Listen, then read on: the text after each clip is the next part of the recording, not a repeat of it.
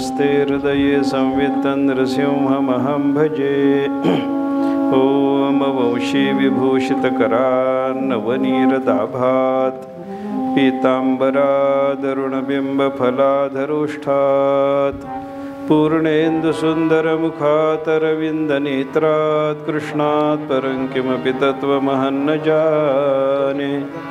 श्रीविठ्ठलं सुकरुणार्णवमाशुतोषं दीनेष्टपोषमघसंहति सिन्धुशोषं श्रीरुक्मिणीमतिमुषं पुरुषं परन्तं वन्दे दुरन्तचरितं हृदि सञ्चरन्तं।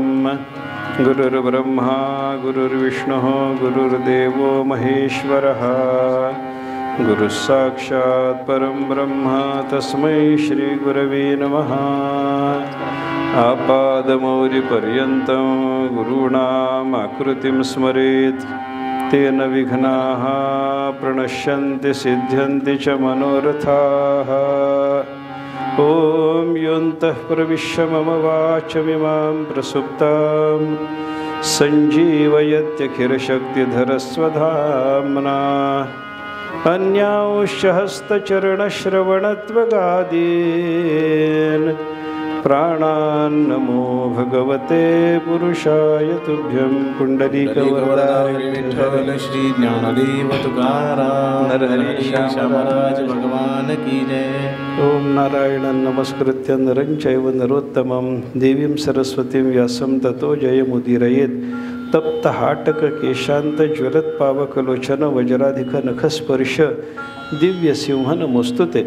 नरसिंहपुराणाची कथा पाहण्याच्या निमित्तानं आपण ही कथा पाहायची कशा करता, नरसिंहपुराणात आहे का या संबंधातला विचार करण्याच्या निमित्तानं आपलं जे सगळं शास्त्रवाङ्मय येतं ते कशासाठी येतं, त्याच्यात काय काय आहे, कशा कशा पद्धतीची योजना आहे या संबंधातला विचार पाहत असताना परम कल्याणाकरता परमानंदाच्या प्राप्तीकरता आत्यंतिक दुःख निवृत्तीपूर्वक परमानंदाची प्राप्ती जीवाला व्हावी याच्याकरता शास्त्र उपाययोजना सांगत असतं।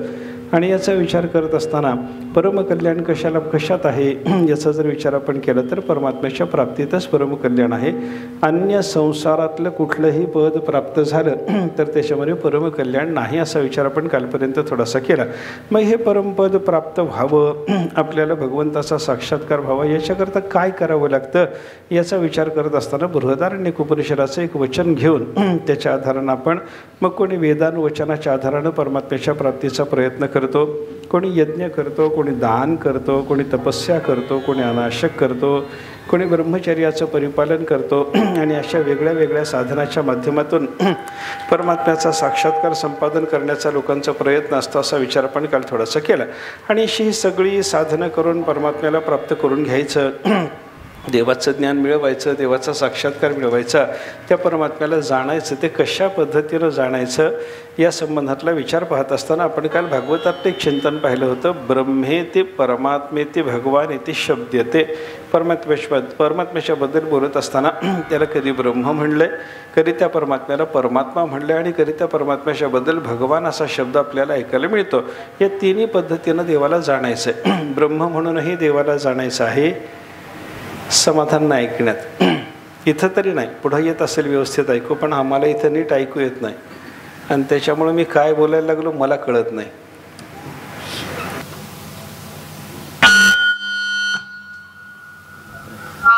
तो बृहत आहे म्हणूनही त्याला ब्रह्म म्हणतात आणि त्याचं बृहण आहे म्हणूनही त्याला ब्रह्म म्हणतात। तो बृहण करणार आहे याचा अर्थ सर्वांचा अंतर्यामी आहे, आतून व्यापणार आहे, आणि ब्रह्म म्हणजे व्यापक आहे याचा अर्थ तो सर्वांना बाहेरून व्यापणार आहे अशा पद्धतीचा अर्थ आपण केला बरं का। आपण त्याला उदाहरण काल सांगितलं होतं, चंद्रभागेमध्ये आपण समजा एखादा घट ठेवला तर तो घडा त्याच्या आतही पाणी असतं आणि त्याच्या बाहेरही पाणी असतं। बुडवून ठेवलेल्या घड्याच्या आत बाहेर जसं पाणी आहे तसा परमात्मा सर्व जीवांच्या आतही आहे आणि सर्व जीवांच्या बाहेरही आहे अशा पद्धतीचा जो विचार आपल्याला पाहायला सापडतो। हे आतून व्यापून असणं याला बृहण म्हणतात आणि बाहेरून व्यापून असणं याला बृहत्व म्हणतात बरं का. असं परमात्म्याचं बृहत्वही आहे आणि असं परमात्म्याचं बृहणत्वही आहे, म्हणून त्याला ब्रह्म म्हणायचं आहे. म्हणजे ब्रह्म म्हणून त्या परमात्म्याला जाणत असताना तो अंतर्यामी आहे म्हणूनही जाणावा आणि तो सगळ्यांना बाहेरून व्यापणार आहे, सगळ्यापेक्षा मोठी व्यापकता त्याची आहे. अशाही पद्धतीनं त्या परमात्म्याचा बोध संपादन करायचा आहे, असं आपण थोडंसं चिंतन काल पाहिलं होतं बरं का. ब्रह्म म्हणून जाणायचं हे झाल्याच्या नंतर त्या परमात्म्याला आपण परमात्मा म्हणून जाणायचं. योगसूत्रकारांनी परमात्म्याच्या संबंधानं केलेला विचार, भगवंताच्या संबंधानं केलेला विचार जो आहे, ईश्वराचं जे त्यांनी लक्षण सांगितलेलं ते ईश्वराचं लक्षण जर आपण पाहायला लागलो तर तिथं आत्म्याचं परमत्व म्हणजे सर्वोत्कृष्टत्व ईश्वराच्या ठिकाणी आपल्याला दिसून येतं बरं का. जीवाच्या ठिकाणी हे आत्मत्व आहे आणि ईश्वराच्या ठिकाणी हे आत्मत्व आहे, पण जीवाचं आत्मत्व अपर आहे आणि परमेश्वराचं जे आत्मत्व आहे ते मात्र परम आहे, असा विचार आपण काल थोडासा केला. आता ईश्वराच्या ठिकाणी असणाऱ्या आत्मत्वाला परम का म्हणायचं त्याचा विचार आपण काल केला. त्याला क्लेश नाहीत, कर्म नाही, विपाक नाही आणि कर्माचा संस्कारसुद्धा त्याच्या ठिकाणी, वासनासुद्धा कोणत्याही प्रकारची त्याच्या ठिकाणी नाही, म्हणून त्या परमेश्वराच्या ठिकाणी परमत्व आहे असा आपण विचार केला बरं का. आपल्याला क्लेश आहेत, आपल्याला आत्मत्व जरी असलं तरी आपलं आत्मत्व परम का नाही त्याचा विचार करत असताना आपल्याला क्लेश आहेत म्हणून आपलं आत्मत्व अपर ठरलं, आपल्याला कर्म आहे म्हणून आपलं आत्मत्व अपर ठरलं, आपल्याला विपाक म्हणजे काहीतरी त्या कर्माचा परिणाम जाती आयुष्य भोगाच्या रूपाचा भोगावा लागतो म्हणून आपल्या ठिकाणी असलेलं जे आत्मत्व आहे ते अपर ठरायला लागलं. आणि सगळ्यात शेवटी आपण असा विचार केला की वासना कर्म, जे आपण काही कर्म केलं ते केलेल्या कर्माचं सगळं फल भोगून झाल्याच्या नंतरसुद्धा चित्तामध्ये कर्माची जी एक सूक्ष्म अवस्था राहून गेली, जिला वासना असं म्हणलं गेलं, ही वासना जीवाच्या ठिकाणी आहे, ती वासना जीवाला निकृष्ट ठरवते, अपर ठरवते. म्हणून आपलं आत्मत्व अपर ठरलं. परमेश्वराच्या आत्मत्वाचा विचार करत असताना त्याच्या ठिकाणी मात्र क्लेश, कर्म, विपाक, आशय यांचा कोणत्याही प्रकारचा स्पर्श नाही, त्याला वेधही नाही, अगदी किंचित स्पर्शसुद्धा त्याला या सगळ्या क्लेशाधिकाचा नाही. म्हणून परमेश्वराच्या आत्मत्वाचा विचार करत असताना ते परम आत्मत्व आहे म्हणून त्याला परमात्मा म्हणायचं. असं परमात्मा म्हणून त्या परमात्म्याला जाणत असताना, परमेश्वराला जाणत असताना देव जाणायचा आहे, कल्याणाकरता परमकल्याणाकरता देव जाणायचा आहे, पण योगशास्त्राच्या भाषेमध्ये त्याला परमात्मा म्हणून जाणायचं म्हणजे क्लेशरहित म्हणून जाणायचं आहे, कर्मरहित म्हणून जाणायचं आहे, विपाकरहित म्हणून जाणायचं आहे आणि वासना संस्कार रहित म्हणून तो परमात्मा जाणायचा आहे, असा एक विचार आपण केला. आणि भक्ताच्या दृष्टीनं त्याला भगवंत असं जे म्हणतात ते भगवंत म्हणत असताना त्याच्या ठिकाणी षड्गुणाचा विचार आहे. षड्गुणाचाच विचार परमेश्वराच्या बाबतीमध्ये आहे असं समजायचं कारण नाही.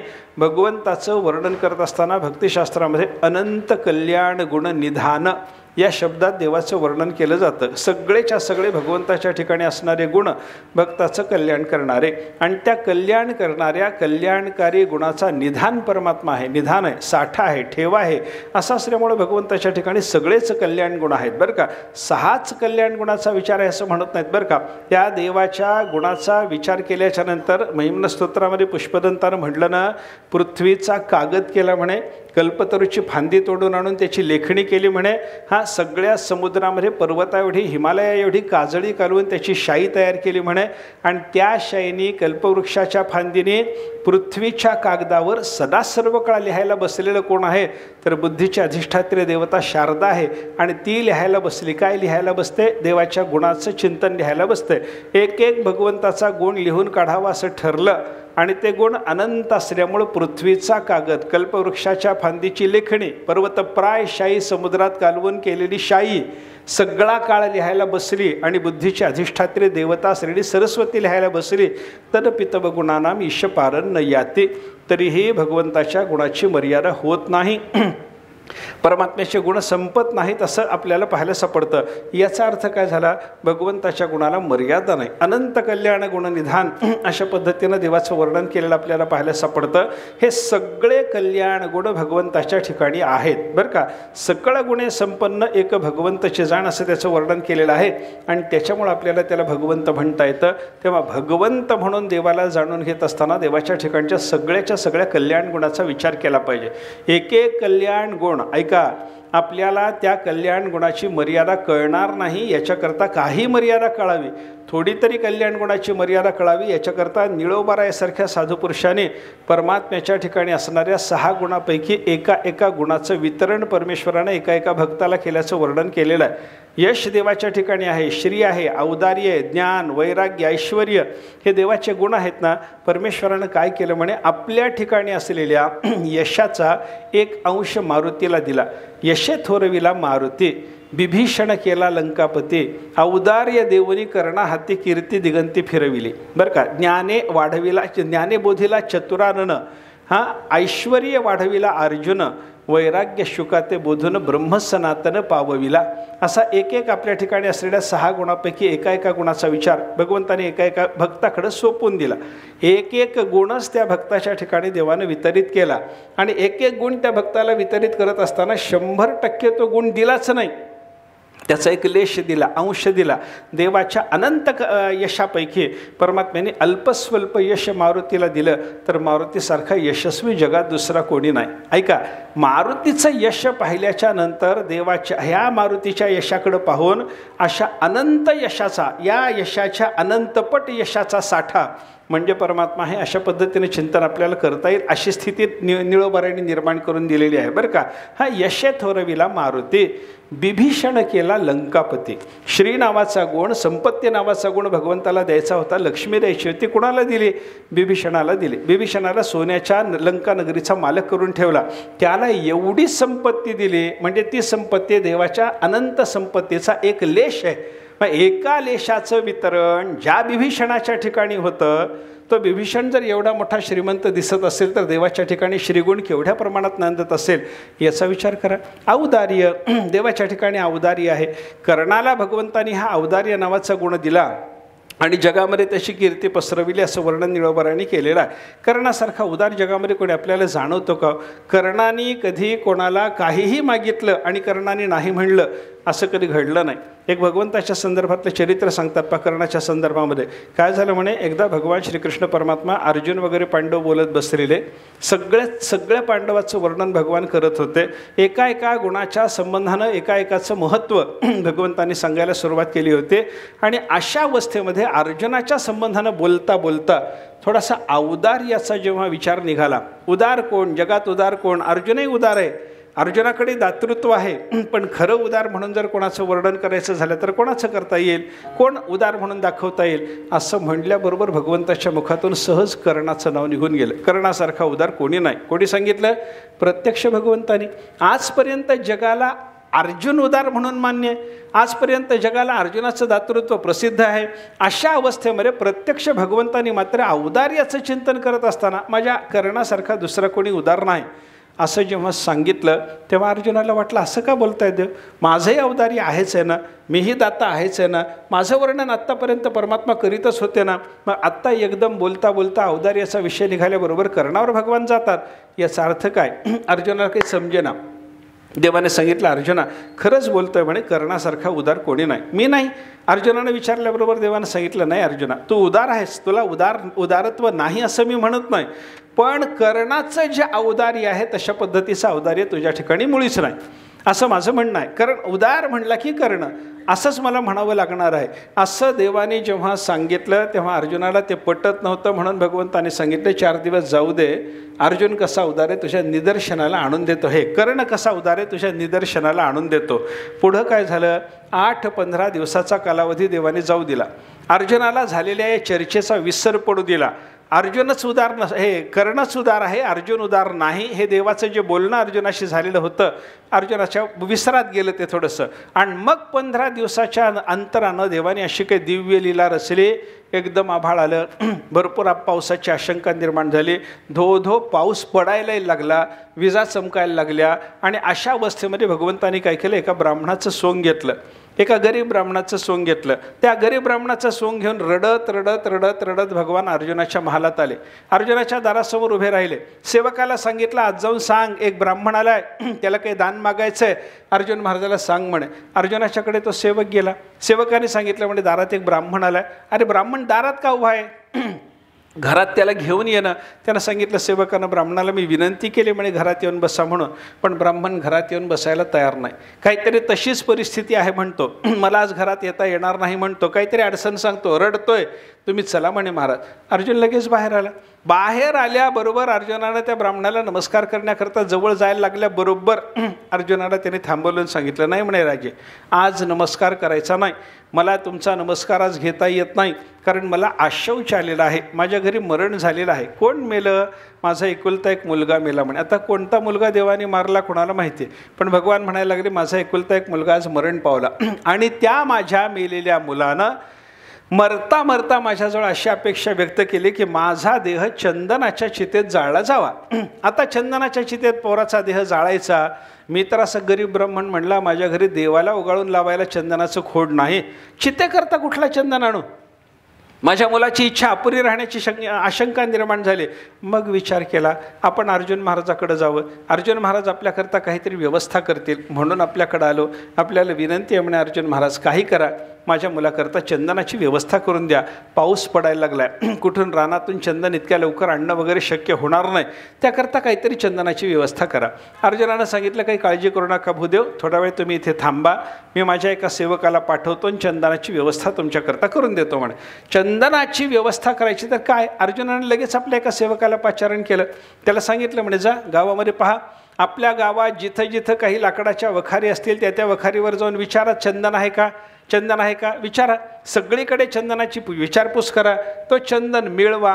पर्याप्त प्रमाणामध्ये एका ठिकाणी नाही मिळाला तर 2-3 ठिकाणाहून जमा करा, पण या ब्राह्मणाच्या पोराचा अंतिम संस्कार चंदनाच्या चितेत होऊ शकेल अशी व्यवस्था हा मागायला आलाय ना, त्याला तशा पद्धतीची व्यवस्था द्यायचं आपलं काम आहे, तुम्ही द्या म्हणे हे सगळं. अर्जुनाचे सेवक म्हणायला लागले ठीक आहे महाराज. अर्जुनाची आज्ञा घेऊन हे निघाले. अनेक ठिकाणी फिरले, लाकडाच्या सगळ्या वखारीत फिरून आले, कुठंही चंदन उपलब्ध नाही. अशी स्थिती झाल्याच्या नंतर ते अर्जुनाचे सेवक परत आले आणि अर्जुनाला सांगितले म्हणे महाराज असं असं झालं, आम्ही गावात जाऊन आलो, जिथं जिथं लाकडं मिळतात त्या त्या ठिकाणी त्या त्या वखारीवर जाऊन आलो, कुठेही चंदन उपलब्ध नाही, पर्याप्त मात्रे तर चंदन त्याला मिळणं शक्यच नाही, अशी अवस्था आहे, म्हणून आम्ही परत आलो. अर्जुनाने सांगितलं, त्या ब्राह्मणाला जाऊन सांगितलं म्हणे महाराज काय करावं म्हणे, मी चंदनाची व्यवस्था करण्याचा प्रयत्न केला आपल्याकरता, म्हणून मी माझ्या सेवकांना गावभर फिरवलं, कुठेही चंदन उपलब्ध नाही असा माझ्या सेवकांनी निरोप आणलेला आहे, तेव्हा मला आता शांत राहावं लागतं म्हणे, नाईलाज आहे माझा, आपण काहीतरी व्यवस्था बघा. अर्जुनाच्याकडून असं म्हणणं ऐकल्याच्या नंतर त्या ब्राह्मणाने विचार केला ठीक आहे, आपल्याला आता गेलं पाहिजे, दुसरीकडून कुठून तरी व्यवस्था केली पाहिजे. हा ब्राह्मण वस्तारच होता, हा ब्राह्मण नव्हता, हा भगवान होता. परमात्म्याने काय करावं, अर्जुनाचा महाल सोडला, तो लगेच कर्णाचा महाल गाठला. कर्णाच्या राजवाड्याच्या समोर येऊन भगवान उभे राहिले, ब्राह्मण रूपातलेच परमात्मा तिथं उभे राहिले. उभे राहिल्याबरोबर त्याने सेवकाला सांगितलं, आज कर्ण महाराज आहेत म्हणे. काय करतात, विश्रांती घेतात, त्यांना थोडंसं बोलायचं, त्यांना बाहेर यायला सांगता. तर सेवक म्हणलं भूदेव चला ना, आज चला ना, बैठकीत बसा ना, मी बोलावतो ना आमच्या मालकाला. त्याने सांगितलं मला येता येत नाही, आशौच असं असं आहे, माझा मुलगा मेला, त्याच्या अंत्यविधीचा विचार आहे, थोडंसं कर्ण महाराजाला बोलावं बरं बाहेर. कर्णाला बोलवायला तो सेवक गेला, कर्ण बाहेर आला. बाहेर आल्या कर्णानं विचारलं म्हणे महाराज काय झालं, माझा मुलगा मेला, काय झालं त्याशी, मग मुलगा मेला तर तुम्हाला काय मदत पाहिजे. काही नाही, त्या पोराची इच्छा होती, अंतिम इच्छा त्याने व्यक्त केली होती की त्याचा देह चंदनाच्या चितेत जाळला जावा. मग काय झालं, चंदन पाहिजे तुम्हाला, हो चंदन पाहिजे म्हणूनच मागायला आलो म्हणे. गावात कुठं व्यवस्था नाही, गावात कुठं लाकडाच्या वखारी जिथं असतील तिथं तुम्ही शोध घेतला का माझ्या सेवकांना घ्यायला सांगू. कर्णाला अर्जुनाचं नाव न सांगता त्या ब्राह्मणानं सांगितलं की गावात कुठेही एकाही वखारीवर एकही चंदनाचं काष्ठ उपलब्ध नाही, अशी स्थिती जाणूनच मी तुमच्याकडं आलेला आहे. तुम्ही जर चंदन देऊ शकत नसाल, गावातच चौकशी करून तुम्ही चंदन देणार असाल आणि त्या गावातल्या चौकशी अंती तुम्हाला चंदन मिळणार नाही हेच जर मला सांगावं लागणार असेल, मीच तुम्हाला सांगतो म्हणे गावात चंदन उपलब्ध नाही, तुम्हाला कळालं आता, निघून मला निघायला सांगत असाल तर मी निघतो. अर्जुन कर्णाने त्यांचं बोलणं त्या ब्राह्मणाचं ऐकलं आणि त्याला सांगितलं थोडं थांबा म्हणे बोध, गावात चंदन नाही याचा अर्थ हा कर्ण तुम्हाला चंदन देऊ शकत नाही असं समजू नका, मी तुमच्या चंदनाची व्यवस्था करतो. त्याने काय करावं, कर्णाने आपल्या सेवकाला सांगितलं अरे 1-2-4 कुऱ्हाडी घेऊन माणसं बोलवा बरं. ती माणसं आल्याबरोबर कर्णानं सांगितलं माझ्या महालाचे सगळे खांब चंदनाचे आहेत, हे खांब तोडा, माझा महाल पडला तर चालेल, पण या माणसाला आपण हा मागायला आला ना, आपल्याला त्याच्याकडे चंदनाची व्यवस्था करून देणं आपलं काम आहे. तो महाल पाडला, त्याची लाकडं तोडली, तिला चंदन म्हणून दिले, त्या चंदनाच्या चितेकरता म्हणून त्याला ती उपलब्ध झाली. ती चंदनाची चिता रचली गेली आणि मग भगवंतानी आपल्या पोराची ती प्रेतयात्रा जी काढली ना, त्या प्रेतयात्रेचा रस्ता अर्जुनाच्या महालावरून जात नसताना मुद्दाम तिकडून दिंडी काढली. असं करतात बघा काही दिंडीवाले. मुद्दाम तिकडून घातली ती दिंडी. अर्जुनाच्या महालावरून ती दिंडी निघाली आणि मग ते राम नाम सत्य आहे जेव्हा चाललं प्रेत, तेव्हा अर्जुनाने आपल्या महालातून पाहिलं, अरे कोणीतरी गेलेलं दिसतं.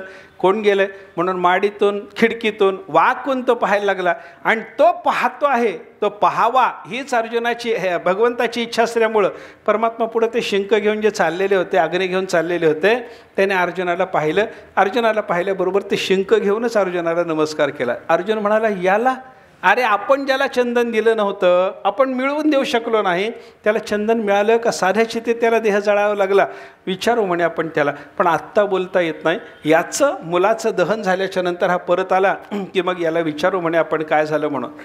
अर्जुन वाट बघत बसला. हा गेला चंदनाच्या चितेमध्ये, आपल्या पोराला त्यानं जाळलं ब्राह्मण रूपातल्या त्या परमात्म्याने, आणि मग परत निघाले ते भगवान पुन्हा अर्जुनाच्या महालावरूनच निघाले. आणि अर्जुनाच्या महालावरून जाता जाता अर्जुन समोर झाला आणि म्हणलं, भूदेव थोडंसं थांबा ना. थांबले लगेच. विचारलं अर्जुनानं, भूदेव व्यवस्था झाली, चंदनाची व्यवस्था झाली म्हणे. कोणी केली? गावामध्ये कुठेही चंदन उपलब्ध नव्हता, तुम्हाला कोणी चंदन आणून दिलं? भगवंताने सांगितलं, कर्ण महाराजांनी माझ्याकरता चंदनाची व्यवस्था करून दिली. कर्णाने केली. कशी केली? त्याच्या घरात चंदन जमा होता, त्याने सांगितलं नाही म्हणे, त्याच्या महालाचे खांब त्यांनी मला तोडून दिलेले आहेत. चंदनाचे खांब होते, ते खांब तोडून माझ्या मुलाच्या इच्छापूर्ती करता म्हणून त्यांनी मला चंदन उपलब्ध करून देण्याचं काम केलं. हे ऐकल्याबरोबर अर्जुन म्हणतो, माझ्या महालाचे खांब सगळे चंदनाचेच आहेत म्हणले.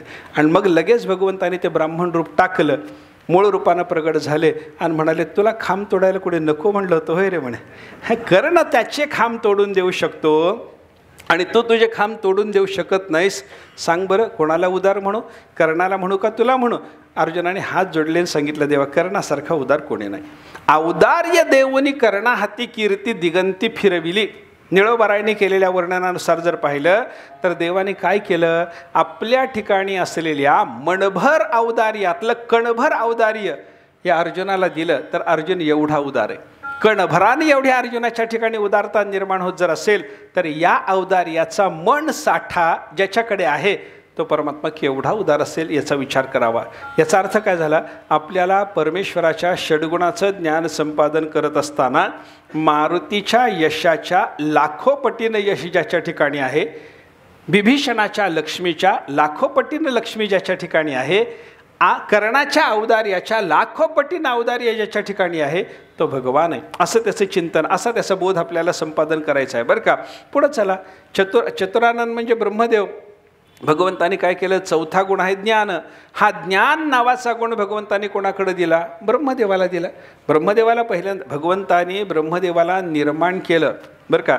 श्वेताश्वतर उपनिषदामध्ये मंत्र येतो, सब्रह्माणं विदधाति पूर्वम यो वै वेदांश प्रहिणोति तस्मै. त्या परमात्म्याने काय केलं, प्रारंभाला, सृष्टीच्या प्रारंभाला ब्रह्मदेवाला निर्माण केलं. आणि ब्रह्मदेवाला निर्माण केल्यानंतर त्याला काहीतरी सृष्टी रचनेचं वगैरे काम सांगायचं होतं, म्हणून भगवंताने काय केलं, त्याला ज्ञान पाहिजे.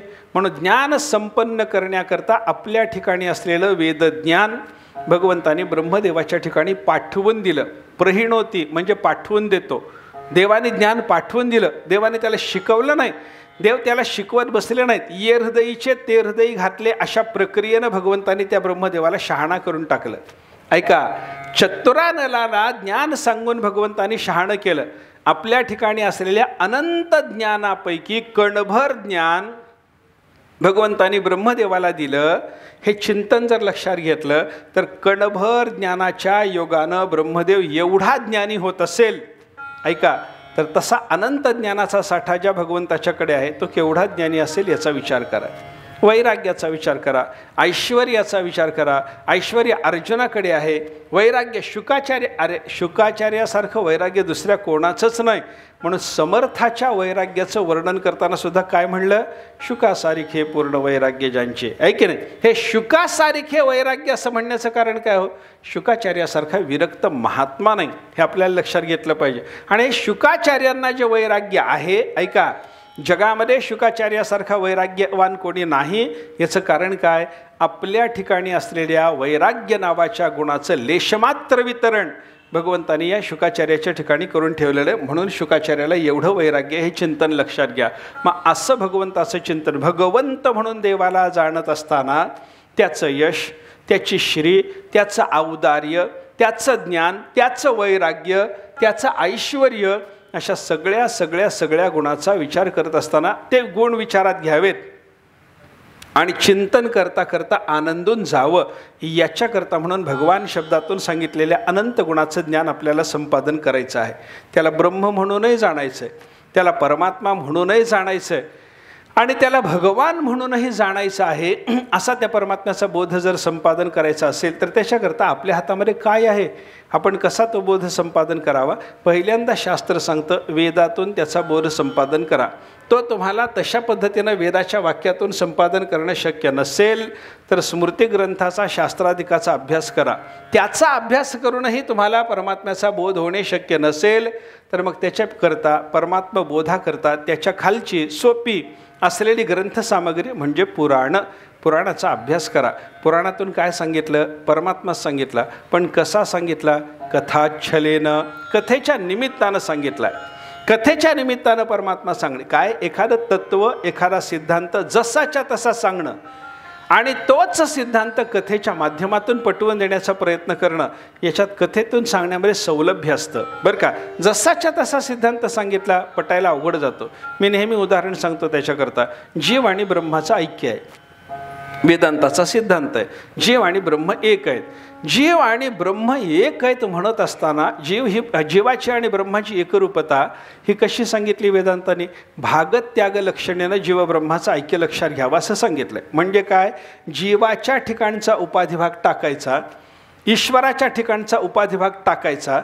मग जीवामध्ये असलेलं उपाधी टाकून दिल्याच्या नंतरचं जे सच्चिदानंद तत्व आहे आणि ईश्वराच्या ठिकाणी उपाधी टाकून दिल्याच्या नंतरचं जे सच्चिदानंद तत्व आहे, ते दोन्हीकडचं सच्चिदानंद तत्व एक असल्यामुळे त्याच्या ऐक्याचा विचार करता येतो. हा झाला सिद्धांत. ऐका, जीवाच्याकडे अंतःकरण उपाधी आहे, जीवाच्याकडे व्यष्टी अज्ञान ही उपाधी आहे, ईश्वराच्याकडे समष्टी अज्ञान किंवा माया ही उपाधी आहे. ती माया उपाधी ईश्वरानं टाकून द्यावी, जीवानं अविद्या नावाची उपाधी टाकून द्यावी, अंतःकरण नावाचा उपाधिभाग जीवानं टाकून द्यावा आणि मग शुद्ध सच्चिदानंद घन रूपानं जीवानंही यावं आणि शुद्ध सच्चिदानंद घन रूपानं ईश्वरानंही यावं. मग त्या दोघांचं ऐक्य होऊ शकतं. म्हणजे काय असतं? उपाधी भागाचा त्याग केल्यानंतर, थोडक्यात बोलायचं झालं, दुसऱ्या भाषेत जर बोलायचं झालं, वेदांतातलीच दुसरी भाषा सांगायची झाली तर एकमेकाचं ऐक्य होण्याला आडवे येणारे जे भाग आहेत त्या आडव्या येणाऱ्या भागाचा निराश केल्याच्या नंतर जे भाग एक होऊ शकतात त्यांच्यात ऐक्याचा विचार करता येतो. हे लक्षात घ्या. आडवी येणारी माया आहे, दोघांचं ऐक्य व्हायला माया आडवी येते, जीवाची अविद्या आडवी येते. मग अविद्या सोडून द्या, माया सोडून द्या, मग सच्चिदानंद घन असलेलं परमात्मा तत्व ते एक रस आहे याचा विचार करा. हा झाला सिद्धांत. पण हाच सिद्धांत सोप्या भाषेत जर सांगायचा झाला, मी त्याच्याकरता नेहमी एक उदाहरण सांगतो. उन्हाळ्याचे दिवस आता संपतच आलेत. आपण आमरस करतो ना, आमरस. हा आमरस म्हणजे काय हो? आमरसाच्या बद्दल विचार जर केला आपण तर आपल्याकडं आपण आंबे आणले आणि आंब्याचा रस करायचा म्हणला तर आपल्याकडं घरी आणलेले आंबे जे असतात त्याच्याबद्दल आपण एकवचनी भाषा वापरतो का बहुवचनी भाषा वापरतो? आंब्याचा रस करण्याकरता आंबा आणला म्हणतात का आंबे आणले म्हणतात? हो, आंबे आणले. बहुवचन वापरलं ना. आंबे अनेक आहेत पण ते आंबे सगळेच्या सगळे त्यांचा रस करून पानामध्ये वाढायला आणल्याच्या नंतर रस हा शब्द एकवचनी वापरता का बहुवचनी वापरता? रस हा शब्द एकवचनीचा आहे. ऐका, आंबे अनेक आहेत पण रस एक आहे. ऐका, आंब्यामध्ये ऐक्य नाही पण रसामध्ये ऐक्य आहे. याचा अर्थ काय झाला? 2 आंबे घेऊन त्याचं ऐक्य जर करायचं झालं तर त्या 2 आंब्यामध्ये ऐक्य होण्याच्या दृष्टीनं दोघांची साल, दोघांच्या कोयी हा भाग विरुद्ध आहे, ऐक्य होऊ देत नाही. मग ऐक्य होऊ न देणाऱ्या साली, ऐक्य न होऊ देणाऱ्या कोयी दोन्ही आंब्यातून काढून टाकल्याच्या नंतर त्याच्यात असणारा जो रसभाग आहे त्या रसभागामध्ये विरोध नसल्यामुळे त्याचं ऐक्य होऊ शकतं. कोयीचा आणि सालीचा त्याग केल्याच्या नंतर रसाचं जसं ऐक्य आहे तसं अविद्या आणि माया या उपाधी भागाचा त्याग केल्याच्या नंतर जीव आणि परमात्म्याचं ऐक्य आहे, हा सिद्धांत आहे. मला सांगा, जीव आणि परमात्म्याचं ऐक्य असतं हा सिद्धांत आहे. ऐका, तत्वमसी महावाक्याने तो सिद्धांत सांगितलेला आहे. एवढं मी तुम्हाला बोललो असतो आणि हे आंब्याच्या रसाचं उदाहरण जर तुम्हाला सांगितलं नसतं तर आपल्याला पटायला सोपं गेलं असतं का अवघडच राहिलं असतं? मला सांगा. अवघड राहिलं असतं. तर सिद्धांताचं वाक्य सांगितलं अवघड जातं, पण ते सिद्धांताचं वाक्य दृष्टांताच्या माध्यमातून कथेच्या रूपानं जाणून घेण्याचा जर प्रयत्न केला तर त्याच्यामध्ये सौलभ्य येतं. हा विचार लक्षात घ्या. आपल्याला तसाच विचार करावा लागतो. वेदातून आपण अभ्यास करायचा ठरवला, परमात्मा जाणायचा ठरवला तर वेदाने परमात्म्याचं फक्त तात्विक चिंतन आपल्याला सांगितलेलं आहे. शास्त्र ग्रंथांनी, स्मृती ग्रंथांनी काय केलं? थोडा विस्तार करण्याचा प्रयत्न केला. पण पुराण ग्रंथांनी काय केलं? कथा सांगून परमात्म्याच्या संबंधानं ते तात्विक चिंतन समजून देण्याचा प्रयत्न केला. ऐका, परमात्मा सत्य आहे हाच सिद्धांत, परमात्मा चिद्रूप आहे हाच सिद्धांत आणि परमात्मा आनंद रूप आहे हाच सिद्धांत सांगायचा आहे. पण हा सिद्धांत सांगण्याकरता कथेच्या रूपानं आलं की मग परमात्म्याचं सगळं हे स्वरूप आपल्याला व्यवस्थित रीतीनं समजतं.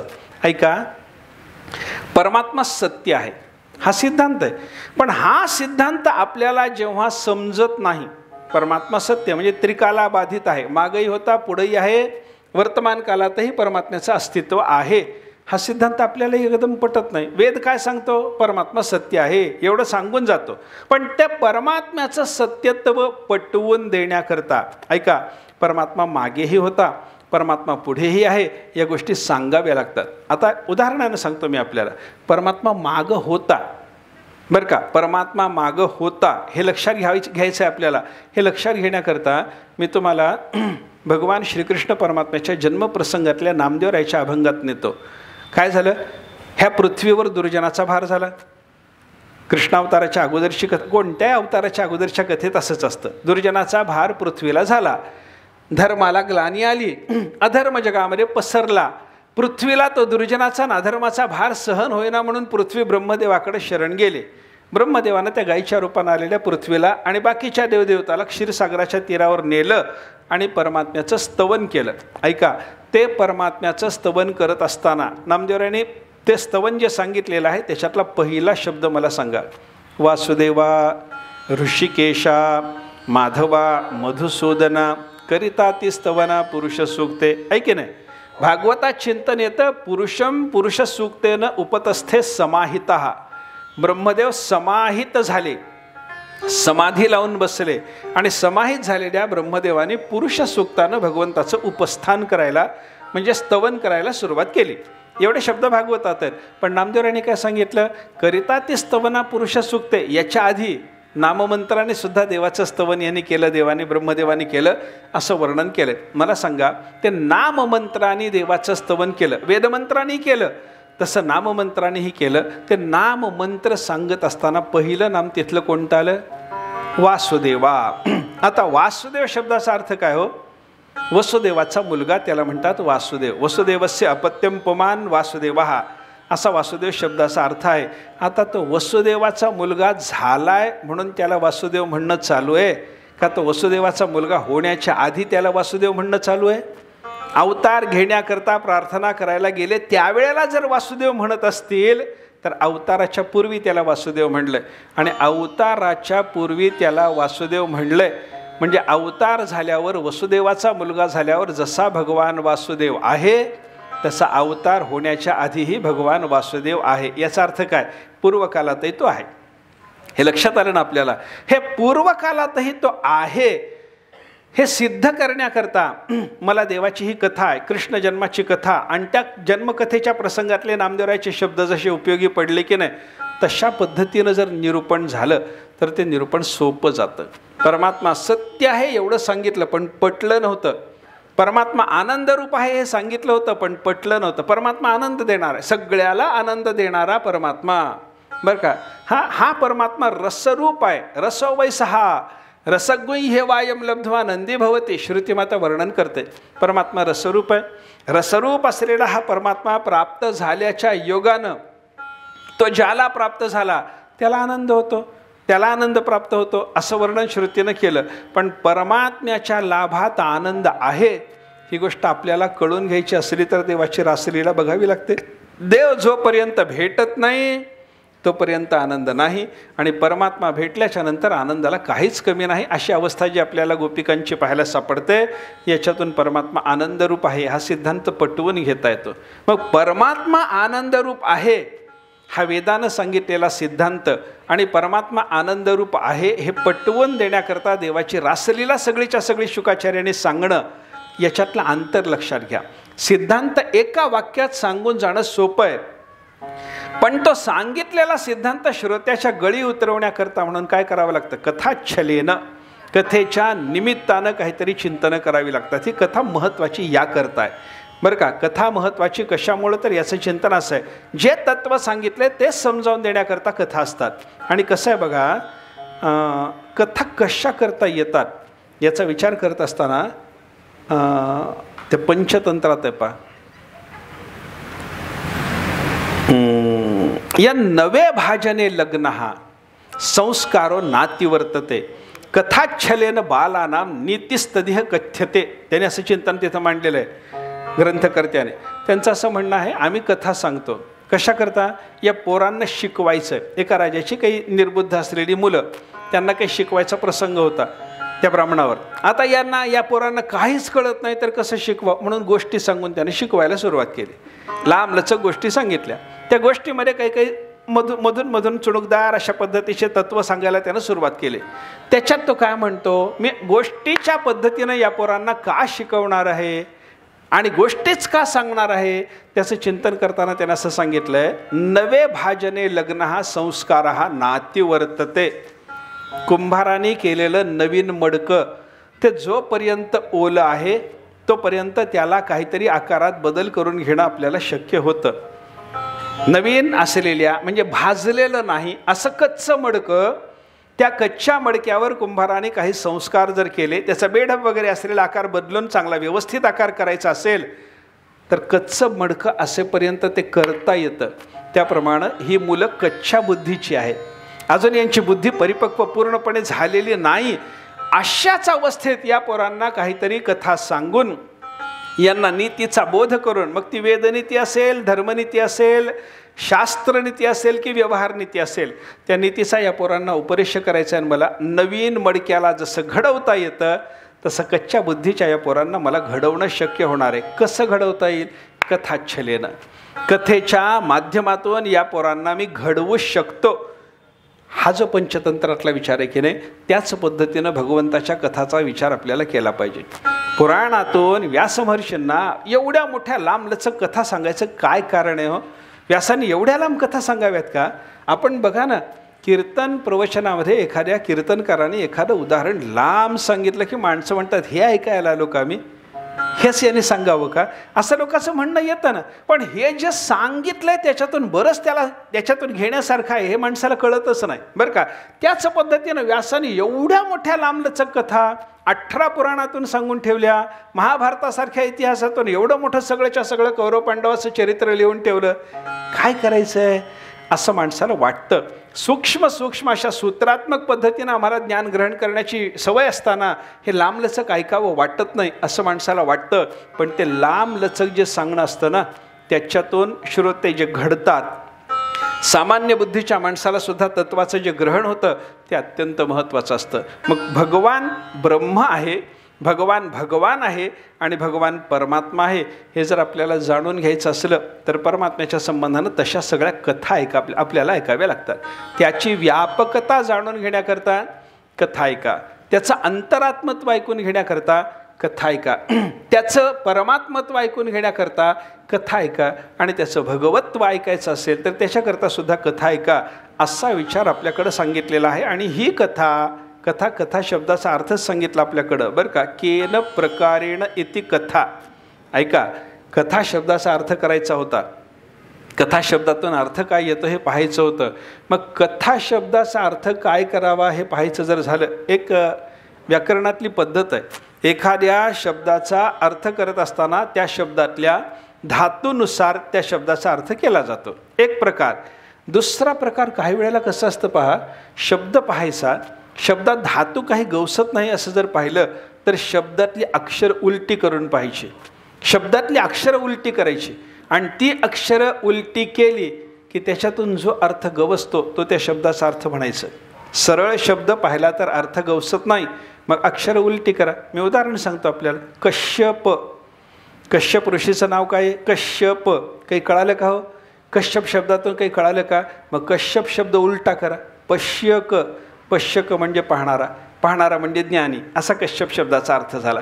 पण कश्यप शब्दाचा ज्ञानी हा अर्थ कश्यप शब्द वाचल्याबरोबर ऐकल्याबरोबर कळत नाही. काय करा? अक्षर उलटी करा, अक्षर उलटी करा. आपल्याला सिंह शब्द माहिती आहे? सिंह शब्द, सिंह आपण ऐकतो ना, ते आयाळ वगैरे, हे नरसिंहाचं चालू आहे किंवा आपण, आपल्याला सिंह शब्द पाहिजेच की. सिंह शब्द आपल्याला माहिती आहे. सिंह शब्दाचा अर्थ काय करायचा? सिंह शब्दात काही तो अर्थ मिळत नाही, मग काय करा? अक्षर उलटी करा. हिंस, हिंस धातू निघतो त्याच्यातून. मग हिंस धातू निघाला की जो हिंस्र आहे, हिंस्रामध्ये सर्वश्रेष्ठ आहे, त्याला म्हणायचे सिंह. आपल्याला शिवशब्द माहिती आहे? शिवशब्द, त्या शिवशब्दातून काही अर्थ आपल्याला काढायचा प्रयत्न केला तर काही धातू मिळत नाही, मग काय करावं? शिवशब्दाची अक्षरं उलटी करावीत. काय होतं? वशी होतं. शिवशब्दाची अक्षरं उलटी केल्याच्या नंतर वशी होतं, आणि वशी या शब्दामध्ये वश धातू आहे, आणि वश धातूचा कांतिमान असणे असा अर्थ आहे. वश कांतौ, जो कांतिमान आहे त्याला म्हणायचं शिव. पण ते शिव शब्दातून कळत नाही, त्याला उलटं करावं लागतं. सिंह शब्दातून ते कळत नाही, त्याला उलटं करावं लागतं. कश्यप शब्दातून कश्यप शब्दाचा अर्थ मिळत नाही, अक्षर उलटी करावी लागतात. ही एक प्रक्रिया आहे.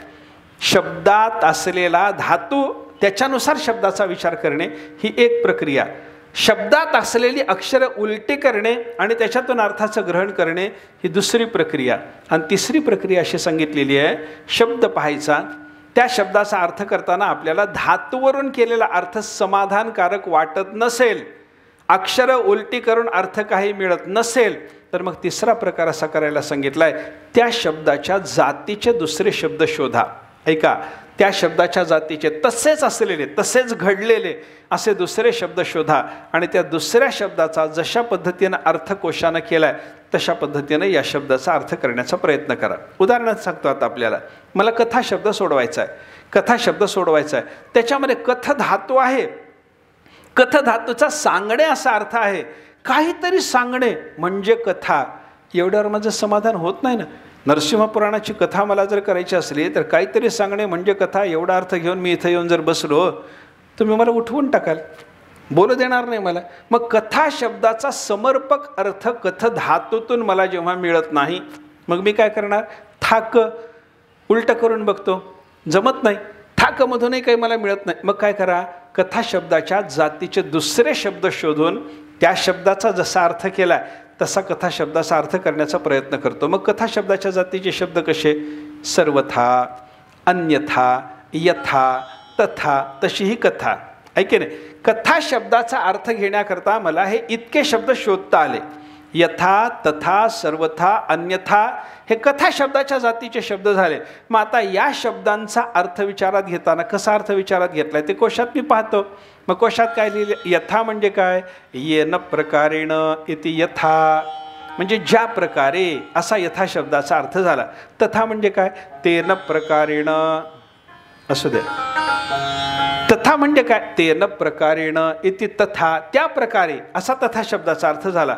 सर्वथा म्हणजे काय? सर्वेण प्रकारेण किंवा सर्वैहि प्रकारैहि इति सर्वथा, सर्व प्रकारांनी, हा सर्वथा शब्दाचा अर्थ झाला. अन्यथा म्हणजे काय?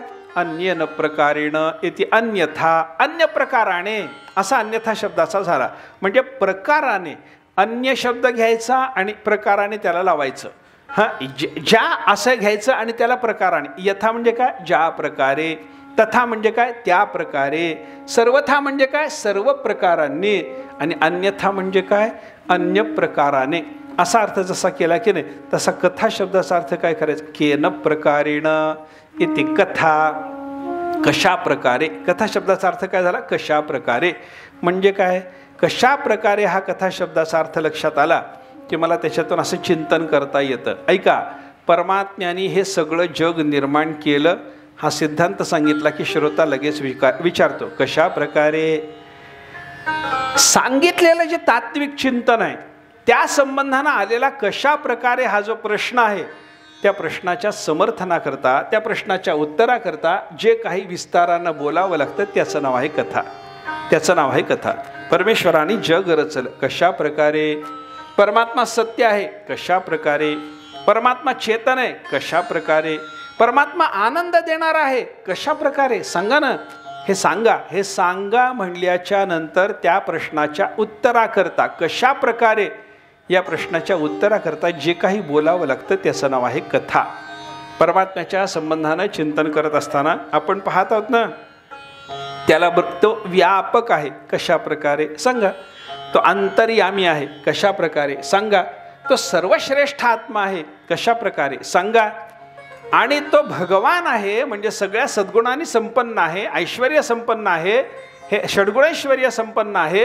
हे त्या परमात्म्याच्या संबंधानं आपल्याला जे सांगावं लागलं ते कशा प्रकारे असं विचारल्याच्या नंतर त्याच्या समर्थनाकरता, त्याच्या उत्तराकरता, त्याच्या विस्ताराकरता आपल्याला जे काही बोलावं लागतं त्याचं नाव आहे कथा. कथा कथा म्हणजे नुसती गोष्ट असते प्रत्येक वेळेला असं समजायचं कारण नाही. प्रत्येक वेळेला कथा शब्दाचा अर्थ गोष्ट सांगितली पाहिजे, एखादं चरित्र सांगितलं पाहिजे असा करू नका. आपल्याला उदाहरण सांगतो मी. ज्ञानेश्वरीमध्ये हे ज्ञानोबारायांनी सांगितलेल्या उदाहरणाच्या आधाराने मी तुम्हाला बोलतो. ज्ञानोबाराचं उदाहरण देऊन सांगतो. महात्मा नसतो माम पार्थ हा जो श्लोक आहे की नाही, या श्लोकाला अवतरण देताना ज्ञानोबारा काय म्हणतात बघा. ऐके जेथ वाचा विसवे ते साधू कथा. ज्या ठिकाणी वाणीला विश्रांती प्राप्त होते ती साधू कथा ऐका. म्हणजे काय? महात्मा नसतो माम पार्थ हा श्लोक म्हणजे साधू कथा असं ज्ञानेश्वर महाराज बोलले. आता बघा त्या श्लोकात कोणत्या साधूची कथा? महात्मा नसतो माम पार्थ दैवीं प्रकृतिमाश्रिता भजन्त्यनन्य मनसः ज्ञात्वा भूतादिमय अव्ययम. साधू पुरुष महान विशाल अंतःकरणाचा असतो. तो दैवी प्रकृतीला आधार असतो. तो परमात्म्याचं अनन्य मनानं भजन करतो आणि त्याचं भजन भगवंताला जाणून असतं आणि देवाला तो सर्व भूतांचा आदी असूनही अव्यय आहे अशा पद्धतीनं जाणून अनन्य मनानं देवाचं भजन करतो. एवढा त्या श्लोकाचा सरळ अर्थ आहे. मग एवढा अर्थ पाहिल्याच्या नंतर या श्लोकात कोणत्या साधूची कथा सांगितली गेली हो? कोणते नाही. ज्ञानोबाराची कथा आहे का? नाही. तुकाराम महाराजांचं काही चरित्र सांगितलं आहे का? नाही. नाथांचं काही चरित्र सांगितलं आहे का? नाही. मग कोणाचं चरित्र सांगितलेलं नसेल तर ज्ञानोबा या श्लोकाला अवतरण देताना ही साधू कथा आहे बोलले कसं? याचं उत्तर असं आहे केन प्रकारेण इति कथा. कशा प्रकारे याला कथा म्हणतात. साधू असतो कसा असतो? महात्मा नसतो माम पार्थ दैवीं प्रकृतिमाश. हे सगळं साधूचं जे वर्णन आहे की नाही तो कसा असतो या प्रश्नाच्या उत्तराकरता जे निरूपण करावं लागतं ते निरूपण म्हणजे कथा. असा कथा शब्दाचा अर्थ विचारात घ्या आणि त्या पद्धतीनं जर चिंतन केलं तर पुराणातलं सगळंच्या सगळं निरूपण परमात्म्याच्या संबंधानं काहीतरी तात्विक विचार आला की कशा प्रकारे हा जो प्रश्न येतो त्याच्या समर्थनाकरता म्हणून हे कथेचं चिंतन येतं. आणि ही कथा अत्यंत महत्त्वाची असते. कथा परमात्मरूप असते. कथा भगवंताची कथा भगवंताप्रमाणेच अनंत असते. परमात्म्याची कथा आपल्याला आनंद देण्याकरता आलेली असते. कथा पवित्र आहे वगैरे वगैरे चिंतन आपल्याला अनेक ठिकाणी संतांनी केलेली पाहायला सापडतात बरं का. कथा त्रिवेणी संगम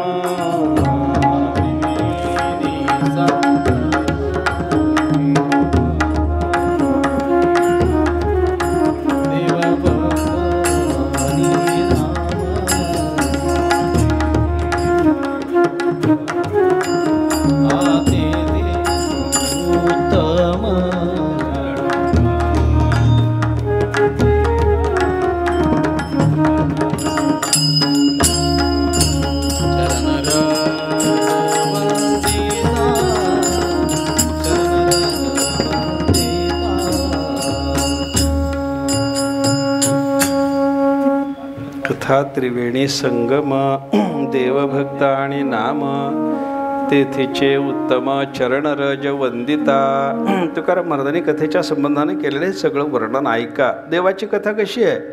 त्रिवेणी संगम आहे म्हणे कथेमध्ये. त्रिवेणी संगमामध्ये गंगा यमुना सरस्वती या पवित्र नद्यांचा संगम आहे.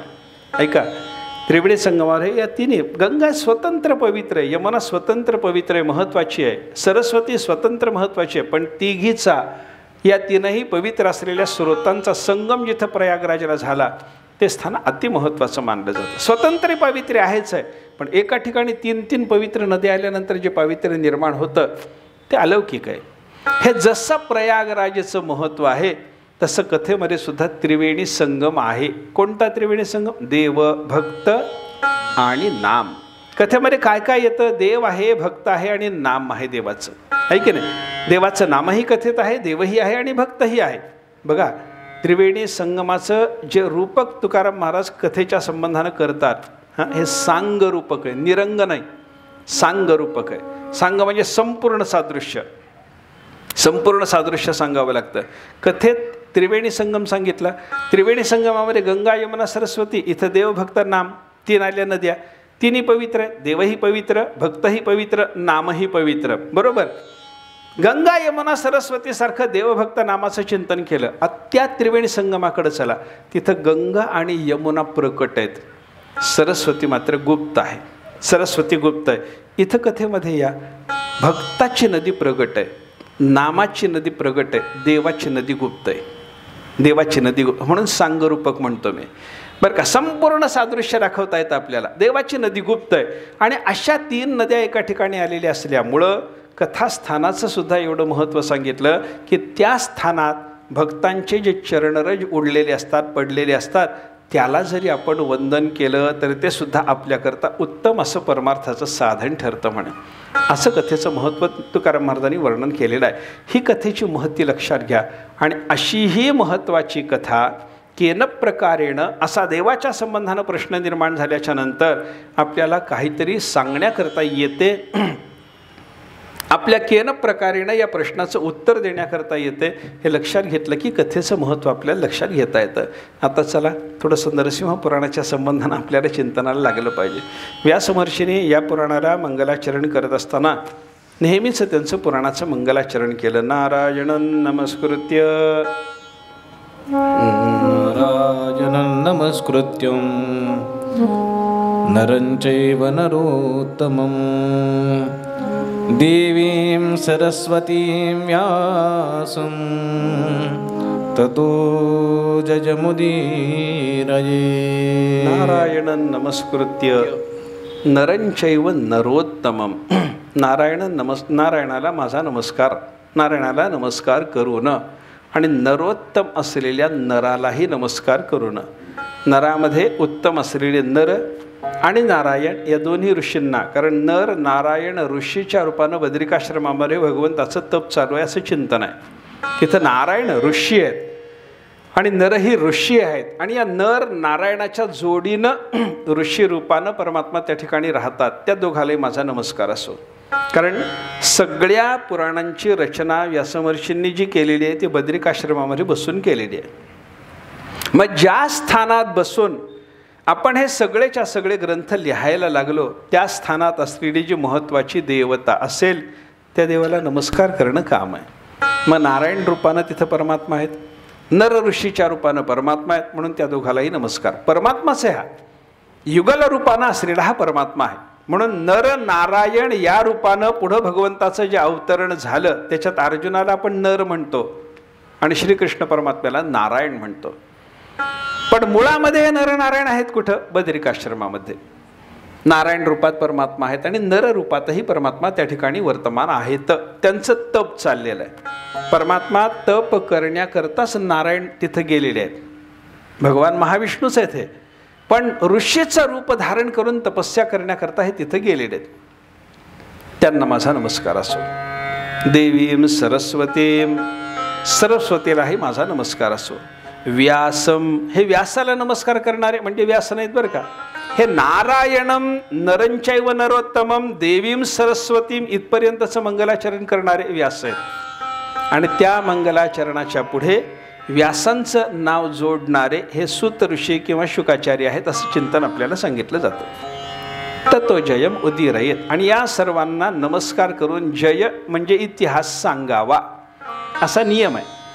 इतिहास सांगायचा जर झाला तर इतिहास रचणारे व्यास आहेत आणि इतिहास रचण्याकरता त्यांना बुद्धीला मदत करणारी देवी सरस्वती आहे. आणि इतिहास ज्या स्थानामध्ये रचण्यात आला त्या स्थानाच्या अधिष्ठात्री देवतेच्या रूपामध्ये नरनारायण आहेत. म्हणून नरनारायणाला नमस्कार, सरस्वती देवीला नमस्कार, व्यासांना नमस्कार. हे सगळं झाल्याच्या जयम तत्व उदीरयेत. त्याच्या पुढं जय म्हणजे इतिहास सांगायला प्रारंभ करावा हा नियम आहे. म्हणून मी आता इतिहास तुम्हाला सांगतो. नरसिंहाच्या संबंधातला इतिहास तुम्हाला सांगायचा आहे. हे नरसिंह पुराण आहे. ऐका, आत्तापर्यंत काय झालं, सामान्य रीतीनं कुठलाही इतिहास कुठलंही पुराण सांगताना जे मंगलाचरण करावं लागतं ते झालं. 18ही पुराणामध्ये नारायणाला, नराला, सरस्वतीला आणि व्यासाला नमस्कार करून मग पुढं बोलावं असा नियम आहे. हे मंगलाचरण 18ही पुराणात येईल. मग आता नरसिंह पुराणाचं स्वतंत्र मंगलाचरण काहीतरी असलं पाहिजे ना. मग हे नरसिंह आहे तिथं भगवान, मग या नरसिंहाचं वर्णन केलं पाहिजे. म्हणून पुढच्या श्लोकामध्ये नरसिंहाला नमस्कार केलेला आहे. तप्तहाटक केशांत ज्वलत्पावकलोचना वज्राधिक नखस्पर्श दिव्यसिंहं सिंह नमोस्तुते. दिव्यसिंह नमोस्तुते. हे दिव्यसिंहा, हे दिव्यसिंहा तुम्हाला आमचा नमस्कार असो. हे दिव्यसिंहा आमचा तुम्हाला नमस्कार असो. कोणाला नमस्कार? सिंहाला. कोणत्या सिंहाला? सामान्य नाही, दिव्यसिंहाला. तो दिव्यसिंह कोण? नरसिंह भगवान. तो दिव्यसिंह कशामुळं? त्याच्या रूपाचं वर्णन आहे का? हे सगळं रूपाचं वर्णन ऐकलं की तो सिंह दिव्य कसा आहे हे तुम्हाला कळलं. त्याचं वर्णन काय केलं? तप्त हाटक केशांत ज्वलत पावक लोचन. ऐका, तप्त म्हणजे तापलेलं, हाटक म्हणजे सोनं, तप्त हाटक, केशांत, केश म्हणजे केस, म्हणजे तापलेल्या सोन्यासारखे लालसर पिवळे पिवळे ज्याचे केस आहेत. नरसिंह भगवंताच्या केसाचं वर्णन अगोदर केलं. ते सिंहाचंच रूपमुख असल्यामुळं तिथं आयाळ वगैरे असणार आहे. आयाळ आहे म्हणजे ते केस आहेत आणि ते केस चमकदार आहेत. नुसते सामान्य सिंहाचे केस असे चमकदार नसतात. सामान्य सिंहाच्या केसामध्ये चमक नसते. ते सामान्य सिंहाचे केस चमकदार नसल्यामुळं त्यांना नुसते पिवळे म्हणलेलं चालतं. पण नरसिंहाच्या केसाचं दिव्यत्व सांगण्याच्या दृष्टीनं ते तापलेल्या सोन्यासारखे पिवळे आहेत, म्हणजे चमकदार आहे. ऐका, आणि त्याच्या अंतहा म्हणजे त्याच्या आत काय आहे? पुढं त्याच्या आत पुढं काय आहे? ज्वलत पावक. ज्वलत म्हणजे जळत असलेला, पावक म्हणजे अग्नी, प्रदीप्त असलेला अग्नी. त्या अग्नीप्रमाणे ज्याचे डोळे आहेत. हे डोळे कुठे आहेत? केसात दडलेले आहेत. म्हणजे आयाळीचे केस असे विखुरलेले आहेत. ऐका, सिंहरूपात असलेले हे परमात्मा त्यांच्या आयाळीचे केस असे विखुरलेले आहेत. आणि ते विखुरलेले केस असे एकाच बाजूने विखुरलेले नसून इतस्ततः विखुरलेले असल्यामुळं ते केस असे समोरूनही डोळ्यावर आलेले आहेत. म्हणून तापलेल्या सोन्यासारख्या चमकदार केसांच्या आत अगदी जळत्या असलेल्या, प्रदीप्त असलेल्या अग्नीप्रमाणे ज्याचे डोळे आहेत, म्हणून दिव्य. सिंहाचं दिव्यत्व कशामध्ये आलं? त्याचे केसही साधे नाहीत आणि त्याचे डोळेही साधे नाहीत. डोळे कसे आहेत? प्रदीप्त असलेल्या अग्नीसारखे आहेत, म्हणून दिव्यता. डोळ्यातही दिव्यता आली, केसातही दिव्यता आली. आणि त्याच्या पुढं वर्णन जे केलेलं आहे, वज्राधिक नखस्पर्श. ज्याच्या नखाचा स्पर्श वज्रापेक्षा सुद्धा अधिक कठीण आहे. वज्राधिक नखस्पर्श. नरसिंहाच्या नखाचा स्पर्श वज्रापेक्षा सुद्धा कठीण. असा आर्यसिंहाच्या नखाचा स्पर्श सुद्धा आपल्याला कठीणच जाणवतो. सिंहाच्या काय करायचं? मांजराने नख मारलं तर तुम्हाला किती यातना होते बघा तुम्ही. बघा, मला एकदा अनुभव आहे म्हणून सांगतो. मांजराच्या नखाचा स्पर्श आपल्याला सहन होत नाही, सिंहाच्या नखाचा कधी व्हायचा? आणि साध्या सिंहाचा जर सहन होत नसेल तर हा तर दिव्य सिंह.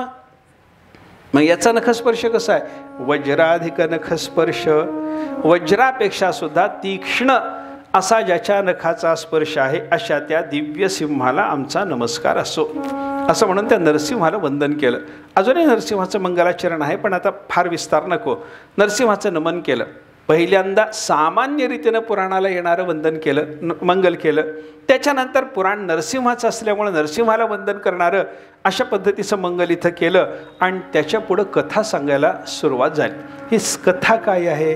हिमालय पर्वताच्या ठिकाणी राहणारे सगळे मुनी जे वेदांतामध्ये पारंगत आहेत, ज्यांना त्रिकालातलं ज्ञान आहे, ज्यांना अंतःकरणाची विशालता आहे, असे सगळे हिमालयात राहणारे महात्मे.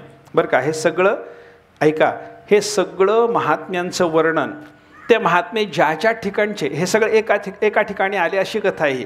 सगळे महात्मे एका ठिकाणी आले. कसे महात्मे एका ठिकाणी आले आणि कुठले महात्मे एका ठिकाणी आले याचं वर्णन आहे इथं. कसे महात्मे एका ठिकाणी आले? मननशील असलेले मुनी, वेदांतात पारंगत असलेले, त्रिकालाचं ज्ञान असलेले, अंतःकरण विशाल असलेले, अशा गुणांनी संपन्न असलेले, काही हिमालयातले, काही नैमिषारण्यातले, काही अर्बुद पर्वतावर राहणारे, म्हणजे माउंट आबू म्हणतो आता आपण त्याला, बरं का. माउंट आबू म्हणलं की कळतं माणसाला, पण अर्बुदाचल म्हणलं की कळत नाही. आपला शब्द अर्बुदाचल आहे, आपलंच विसरायचं, दुसऱ्याचंच घेऊन फिरायचं, ही सवय लागली ना घाणेरडी आपल्याला. त्याच्यामुळे आपल्याला ते आबू म्हणलं की बरं वाटतं. अर्बुदाचल, पुष्करारण्य, महेंद्र पर्वत, विंध्य पर्वत, धर्मारण्य, दंडकारण्य, श्रीशैल पर्वत, कुरुक्षेत्र, कुमार पर्वत, पंपा सरोवर, या सगळ्या स्थानात राहणारे हे सगळे अशा जातीचे महात्मे, जे मननशील आहेत, जे वेदांतात पारंगत आहेत, ज्यांना त्रिकालातलंही ज्ञान आहे, ज्यांच्या अंतःकरणाला विशालता आहे. आणि अशा पद्धतीचे सगळेच्या सगळे अन्य क्षेत्रातले महात्मे हे सगळेच्या सगळे प्रयाग क्षेत्राला जमा झाले. कशा करता? माघ मासातलं प्रयागाचं वास्तव्य करण्याकरता, माघ मासातलं प्रयागाचं स्नान करण्याकरता. माघ मासात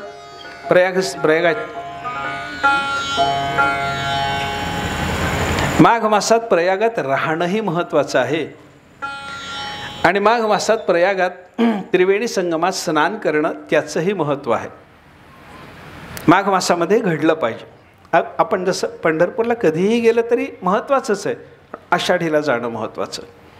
पंढरपूरला चंद्रभागेत कधीही केलेलं स्नान महत्त्वाचं आहे, पण आषाढी एकादशीच्या दिवशी घडलेलं स्नान, कार्तिकी एकादशीला घडलेलं स्नान, ग्रहणाधिक पर्वकाळाच्या निमित्तानं घडलेलं स्नान, हे जसं आपण महत्त्वाचं मानतो, तसं आषाढीचा महिमा, कार्तिकीचा महिमा जसा पंढरीच्या बाबतीत सांगितला जातो, तसं प्रयागाचा महिमा सांगत असताना माघ मासात सांगितला जातो. माघ मासात प्रयागात वस्तीला हे सगळे महात्मे आले.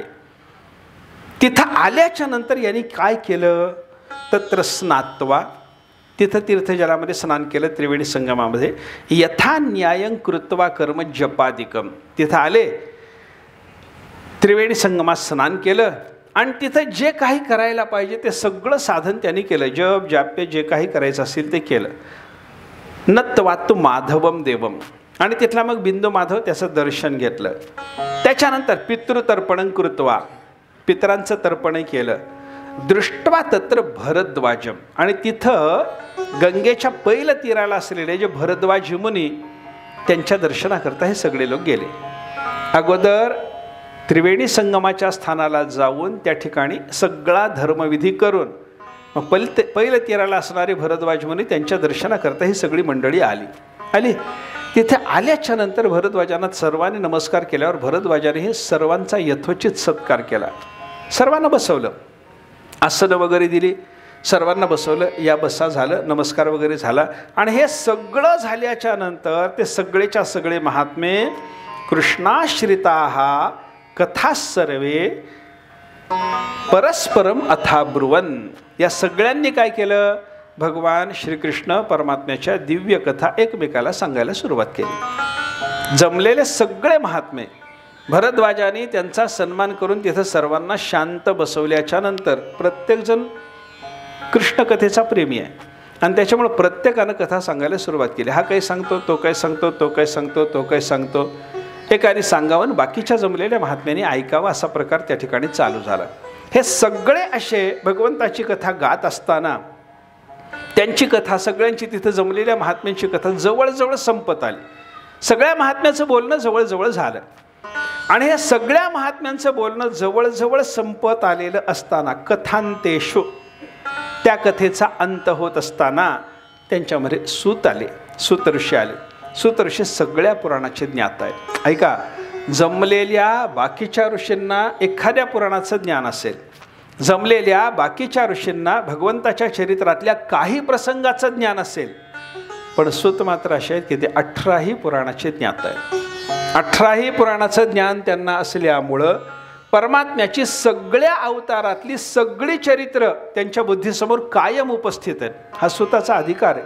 म्हणून ते सूत आल्याबरोबर सर्वांनी सूतांचं स्वागत केलं.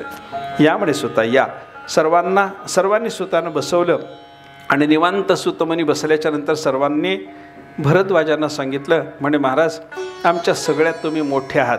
आम्ही सगळे या क्षेत्राला जमा झालो तीर्थविधी करण्याकरता, पण हा तीर्थविधी झाल्याच्या नंतर आम्हाला सर्वाला तुमचं दर्शन महत्त्वाचं वाटलं म्हणून आम्ही तुमच्याकडे आलेले आहोत. आम्हाला सगळ्याला तुम्ही मोठे वाटता, तुम्ही मोठे आहात. तेव्हा आता इथं सूतांना ब्रह्मासनावर बसवल्याच्या नंतर काही विचारायचं जर असेल, आम्ही कोणी विचारणार नाही, आपणच विचारायचं. आमच्याकडून तुम्ही विचारायचं, तुम्ही मोठे आहात, तुम्ही विचारायचं आहे. असं म्हणल्याच्या नंतर सूतांना भरद्वाज ऋषींनी विचारायला सुरुवात केली. शौनकस्य महासत्रे वाराहख्यातु संहिता त्वत्तश्रुता पुरासुत एतैहि अस्माभिः एवच. काय झालं म्हणे सूता, शौनक ऋषींनी केलेल्या महासत्रात, शौनक ऋषीचा महायज्ञ झाला. नैमिषे निमिषक्षेत्रे ऋषय शौनकादयः सत्रम स्वर्गाय लोकाय सहस्रसममासत वगैरे जे भागवताच्या सुरुवातीला चिंतन येतं, ते शौनकांचं महासत्र झालं. महासत्र म्हणजे मोठा यज्ञ झाला, दीर्घकाल चालणारा यज्ञ झाला. त्या शौनकाच्या महासत्रामध्ये हे जमा झालेले बाकीचे ऋषी आणि आम्ही सगळ्यांनी तुमच्या मुखातून श्रवण केलं म्हणतात भरद्वाज. काय ऐकलं? तिथं वाराह संहिता ऐकलेली आहे. वराहाच्या संबंधानं असलेलं चरित्र, वराहाच्या संबंधानं असलेल्या मंत्राधिकाचं ज्ञान, त्या वराहाच्या संबंधानं असलेल्या सगळ्या साधना यांचं श्रवण आम्ही त्या ठिकाणी केलं. आत्ता काय म्हणे, सांप्रतम नारसिंहाख्यम त्वत्तः पौराण संहिता श्रोतुमिच्छाम्यहं सुत श्रोतुकामा इमे स्थिताः. आता काय करायचं आहे? आताही आम्ही सगळे जमा झालेले आहोत. त्यावेळेला तिथं आम्ही शौनकाच्या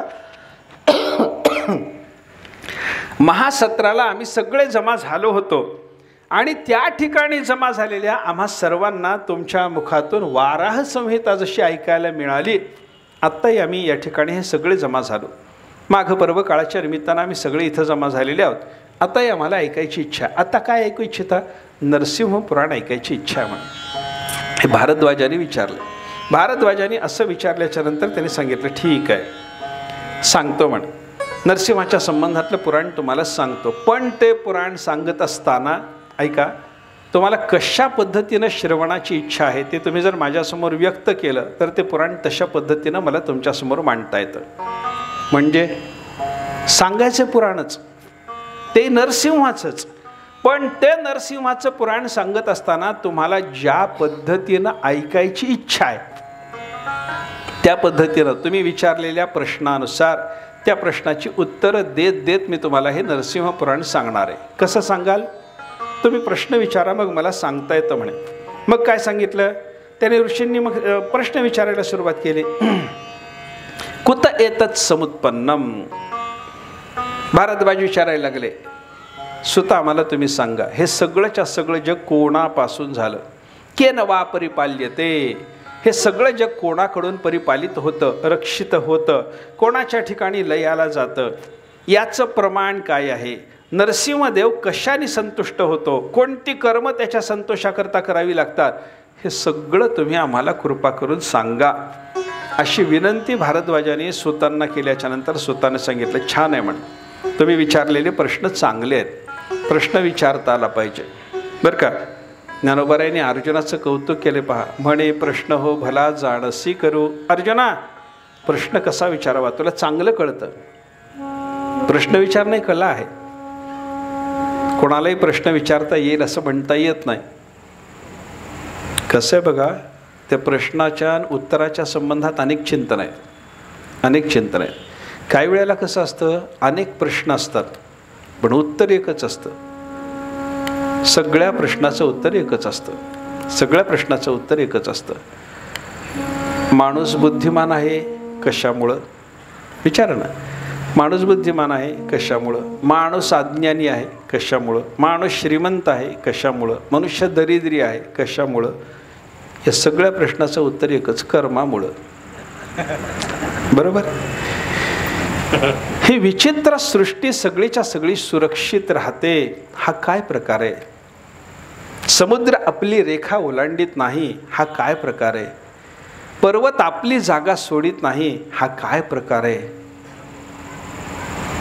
महासागरामध्ये ही पृथ्वी मातीच्या ढेकळाच्या स्वरूपाची असून ही बुडत नाही, काय प्रकार आहे? असं कोणी जर विचारलं तर या सगळ्या प्रश्नाचं उत्तर एकच, ही भगवंताची इच्छा आहे. संपलं. ही भगवंताची लीला आहे, हे एकच उत्तर आहे. प्रश्न अनेक जरी असले तरी उत्तर काही वेळेला एक असतं. हा प्रश्नोत्तराच्या संबंधातला एक विचार आहे.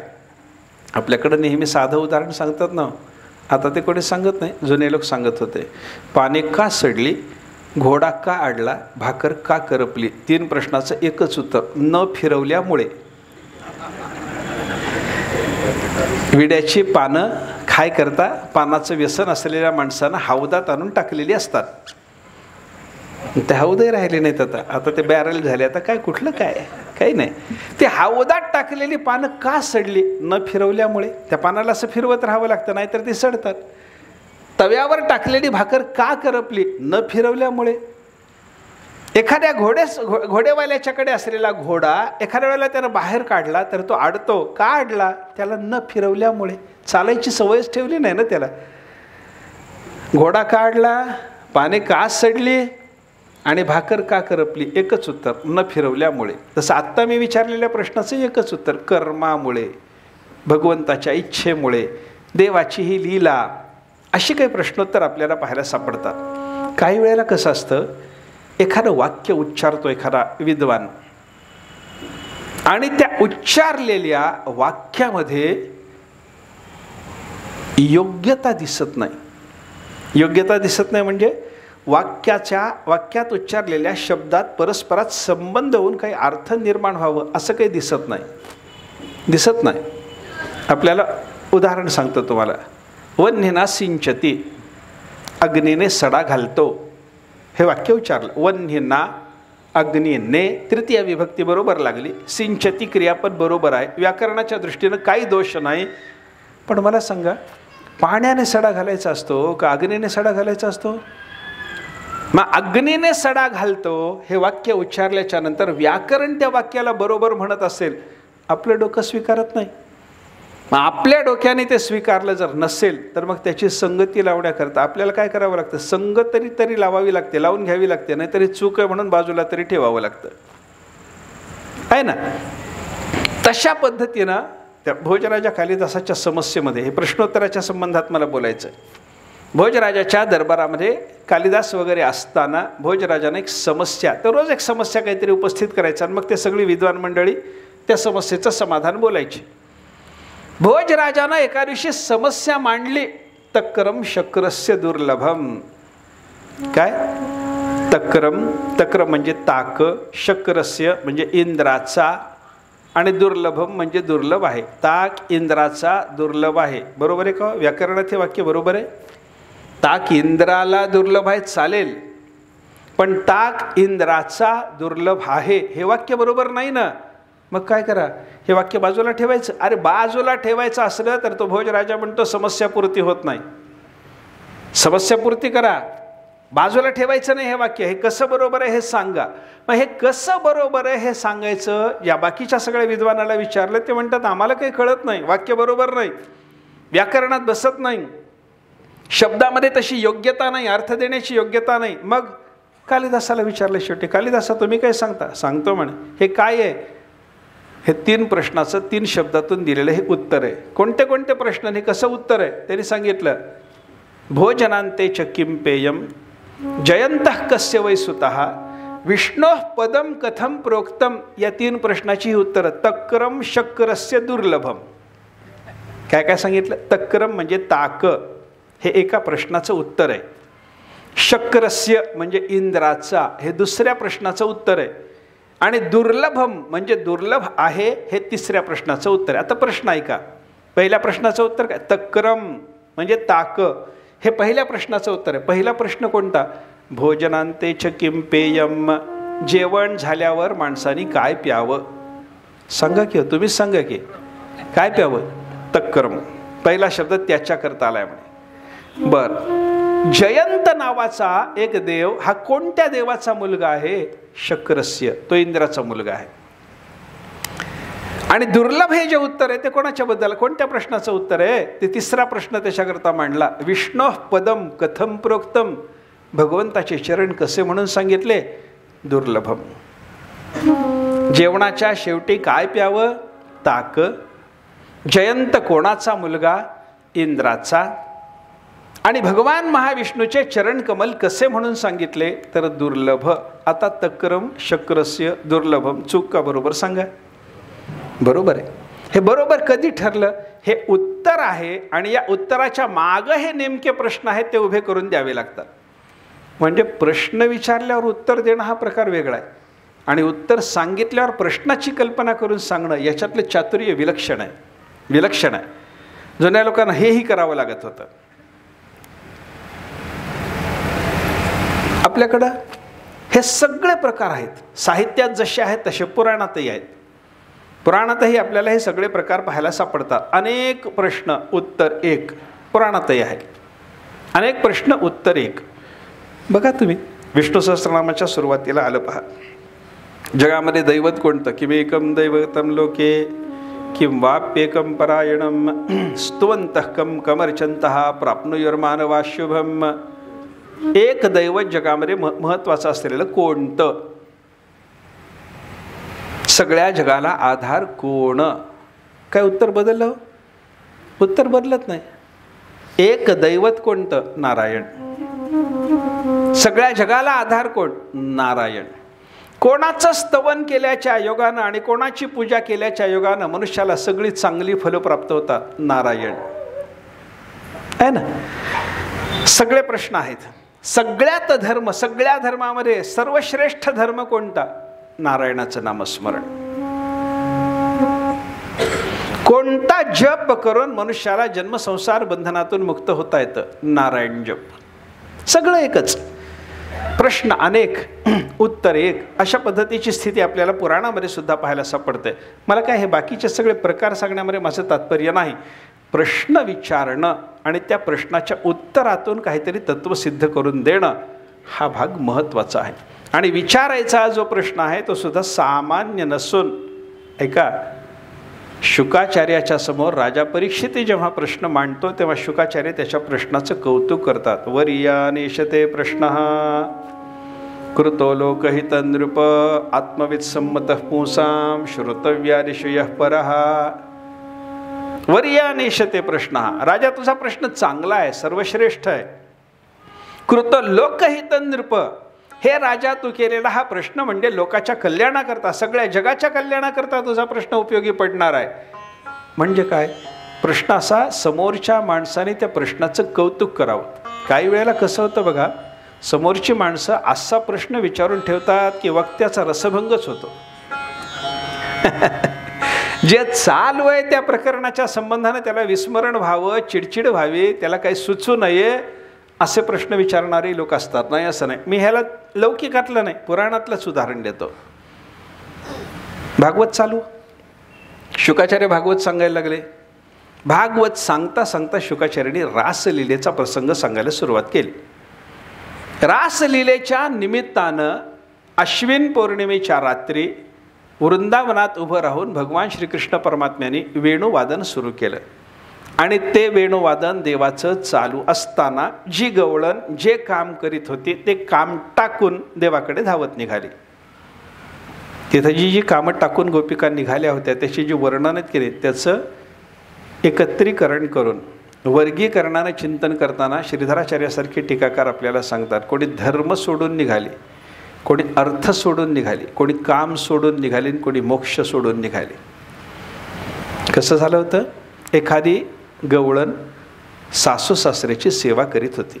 रात्रीचं त्यांना जेवायला घालणं, त्यांना औषध देणं, त्यांची झोपायची व्यवस्था करणं, त्यांचे पाय चेपून देणं धर्मकार्य आहे. देवाचा वेणू ऐकला, सुटले सासू सासरीन, त्यांची सेवा निघाली देवाकडे धावत. ही धर्म सोडून निघालेली.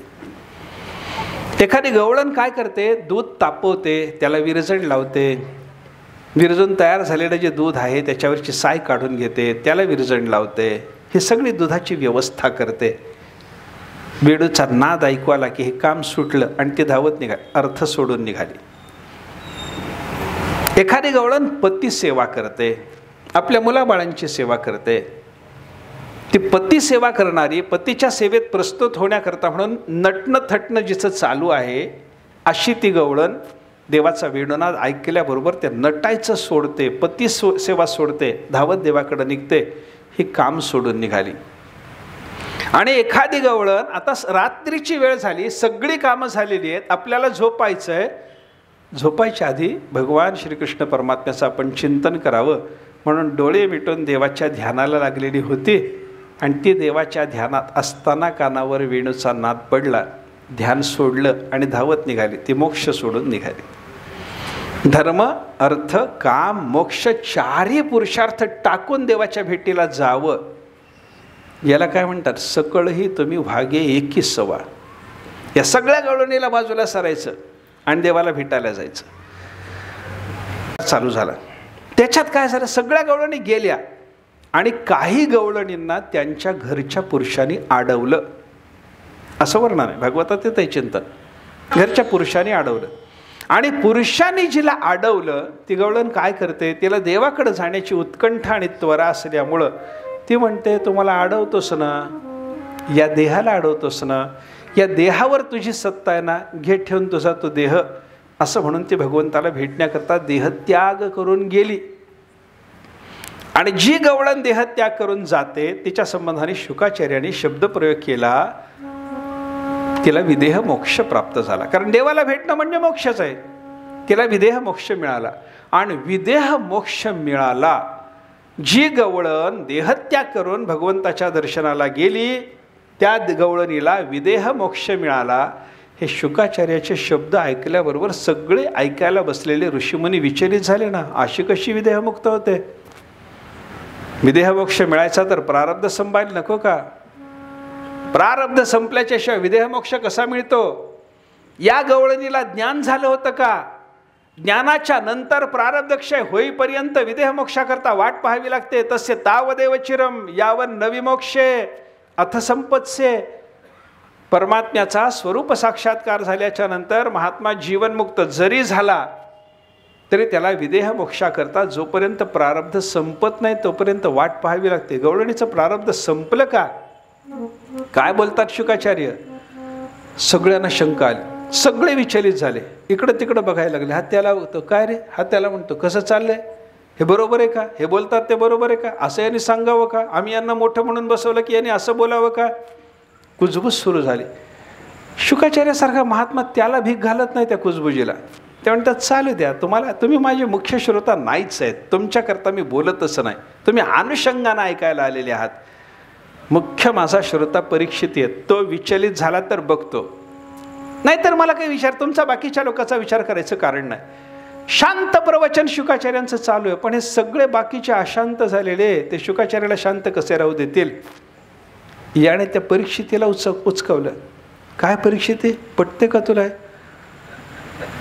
तो म्हणणं मलाही थोडंसं खटकतं. मग विचार की, मग म्हणले खटकते थोडं खटकते तर विचार ना मग त्यांना, असं कसं सांगता म्हणून. मग शुकाचार्याने विचारलं परीक्षितीला. इकडे तिकडे परीक्षितीची कुजबूज झाली ना, बोलू नाही पण तो बोलला ना म्हणून त्याला धरलं आणि त्याला विचारलं काय झालं रे, काय चाललंय तुमचं, काय चाललंय म्हणल्याबरोबर ह्यानं विचारलं. म्हणे महाराज असं सगळ्याचं म्हणणं, सगळ्याचं जाऊ दे म्हणे, तुझं आहे का? हा म्हणणं महाराज मलाही थोडी शंका आली म्हणून हा मग विचार म्हणे, काय विचारायचं आहे? विचारायचं काय म्हणल्याबरोबर हा म्हणतो महाराज तुम्ही आत्ता काय सांगितलं, जिला घरच्या पुरुषांनी अडवलं ती गवळण विदेहमुक्त झाली असं तुमचं म्हणणं आहे. ती विदेहमुक्त झाली.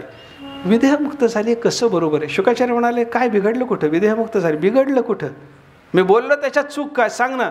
भगवंताला ती प्राप्त झाली, विदेहमुक्त. देह सोडला आणि भगवंताला प्राप्त झाली, विदेहमोक्ष नाही तर काय म्हणायचं याला? तो म्हणला, महाराज पण त्याच्यात अडचणी येत ना वेदांताच्या दृष्टीनं. आधी ज्ञान व्हावं लागतं, मग जीवनमुक्ती भोगावी लागते, मग प्रारब्ध संपावं लागतं आणि मग विदेहमोक्षात प्रवेश असतो. बरोबर आहे म्हणे. शुकाचार्य म्हणाले, तू म्हणतोस ते सगळं बरोबर आहे. ज्ञान व्हावं लागतं, बरोबर. ज्ञानानंतर जीवनमुक्ती असते, बरोबर. प्रारब्ध क्षयाची वाट पाहावी लागते, बरोबर. आणि प्रारब्ध क्षय झाल्याच्या नंतर देह पडला की महात्म्याला विदेहमोक्ष मिळतो, बरोबर. पण मी जे गोपिकांना विदेहमोक्ष प्राप्त झाला म्हणतो, याच्यात तुला काय शंका आली सांग ना? तो म्हणला, महाराज मी जे आत्ता बोललो तेच शंका निर्माण करणार आहे ना. काय? गोपिकांना पहिल्यांदा ज्ञान झालं का? आणि सगळ्यात महत्त्वाची शंका माझी आहे, जरी त्यांना ज्ञान असलं, तुम्ही म्हणाल एखाद्या वेळेला, नखलु गोपिका नंदनो भवान अखिल देहिनाम अंतरात्मदृक, सगळ्या देहींचा म्हणजे जीवांचा अंतरात्म्याच्या रूपातला, दृग्रूपातला हा परमात्मा आहे. तुम्ही सांगाल मला गोपिकाला हे कळालं, ज्ञान झालं म्हणू, पण प्रारब्ध संपलं का? प्रारब्ध संपलं का? प्रारब्ध संपल्याशिवाय यांना सगळ्यांना, या पतींनी अडवलेल्या गोपिकांना विदेहमोक्ष मिळालं, हे कसं बरोबर? शुकाचार्य म्हणायला लागले, सांगतो, थांब, शांत, विचलित होऊ नको, नीट ऐक, मी बोलतो ते नीट ऐक. नीट ऐक म्हणल्याबरोबर हा म्हणाला, हा सांगा महाराज, प्रारब्ध क्षय झाला म्हणजे गोपिकांचा प्रारब्ध क्षय कसा झाला? शुकाचार्याने सांगितलं, प्रारब्ध किती प्रकारचं? तो म्हणतो 2 प्रकारचं, सुख देणारं, दुःख देणारं, बरोबर. मग गोपिकांचं सुख देणारं आणि दुःख देणारं दोन्ही प्रकारचं प्रारब्ध नाहीसं झालंय. कशानं नाहीसं झालं? शुकाचार्याने त्याचं उत्तर दिलं, दुस्सह प्रेष्ठ विरह तीव्रतापधुता शुभाहा ध्यान प्राप्ताच्युताश्लेष निर्वृत्त्या क्षीण मंगलाहा. गोपिकांना काय झालं? दुस्सह प्रेष्ठ विरह, प्रेष्ठ म्हणजे परमप्रिय असलेला परमात्मा, त्याचा सहन न होणारा विरह गोपिकांना झाला होता. त्या विरहात जी वेदना झाली, त्या वेदनेनं दुःख देणारं सगळं प्रारब्ध संपून गेलं. आता राहिलं कोणतं? सुख देणारं. त्या गोपिकांनी मग देवाचं ध्यान केलं, ध्यान प्राप्त अच्युत आश्लेष. त्या ध्यानात त्यांना देवांचा आश्लेष म्हणजे आलिंगन मिळालं आणि त्याच्यानं जी निर्वृत्ती म्हणजे सुख झालं, त्याच्यानं सगळंच्या सगळं शुभफल देणारं, सुख देणारं प्रारब्ध संपून गेलं. मग दुःख देणारं प्रारब्ध संपलं, सुख देणारं प्रारब्ध संपलं. जीवनमुक्तीची अवस्था भोगत असताना असलेलं प्रारब्ध संपल्याच्या नंतर महात्म्याला विदेहमोक्ष प्राप्त झाला. हा सिद्धांत आहे. त्याप्रमाणे या गोपिकांना मोक्ष प्राप्त झाला. काही बिघडलं? राजानं हात जोडले म्हणे, महाराज झालं, समाधान झालं, समाधान झालं. आता पुढं सांगा, पुढं सांगा, पुढं सांगा. पण पुढं सांगा, पुढं सांगा हा म्हणत असताना हे बिघडून बसले होते.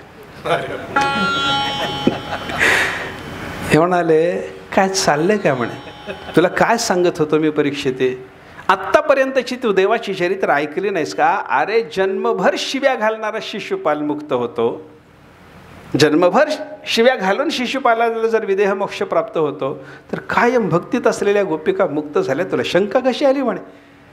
काय वेड्यासारखा प्रश्न विचारला. आणि शुकाचार्य तिथे रागावलेत. श्रीधराचार्यांनी भागवतातल्या शब्दाच्या आधाराने हे मांडून दिले आपल्याला की शुकाचार्य रागावले, रागावलेल्या अवस्थेत त्या राजाला बोलायला लागले. बोलता बोलता राजाला सांगितलं, असला रसभंग करणारा प्रश्न पुन्हा विचारायचा नाही, शांत बसायचं.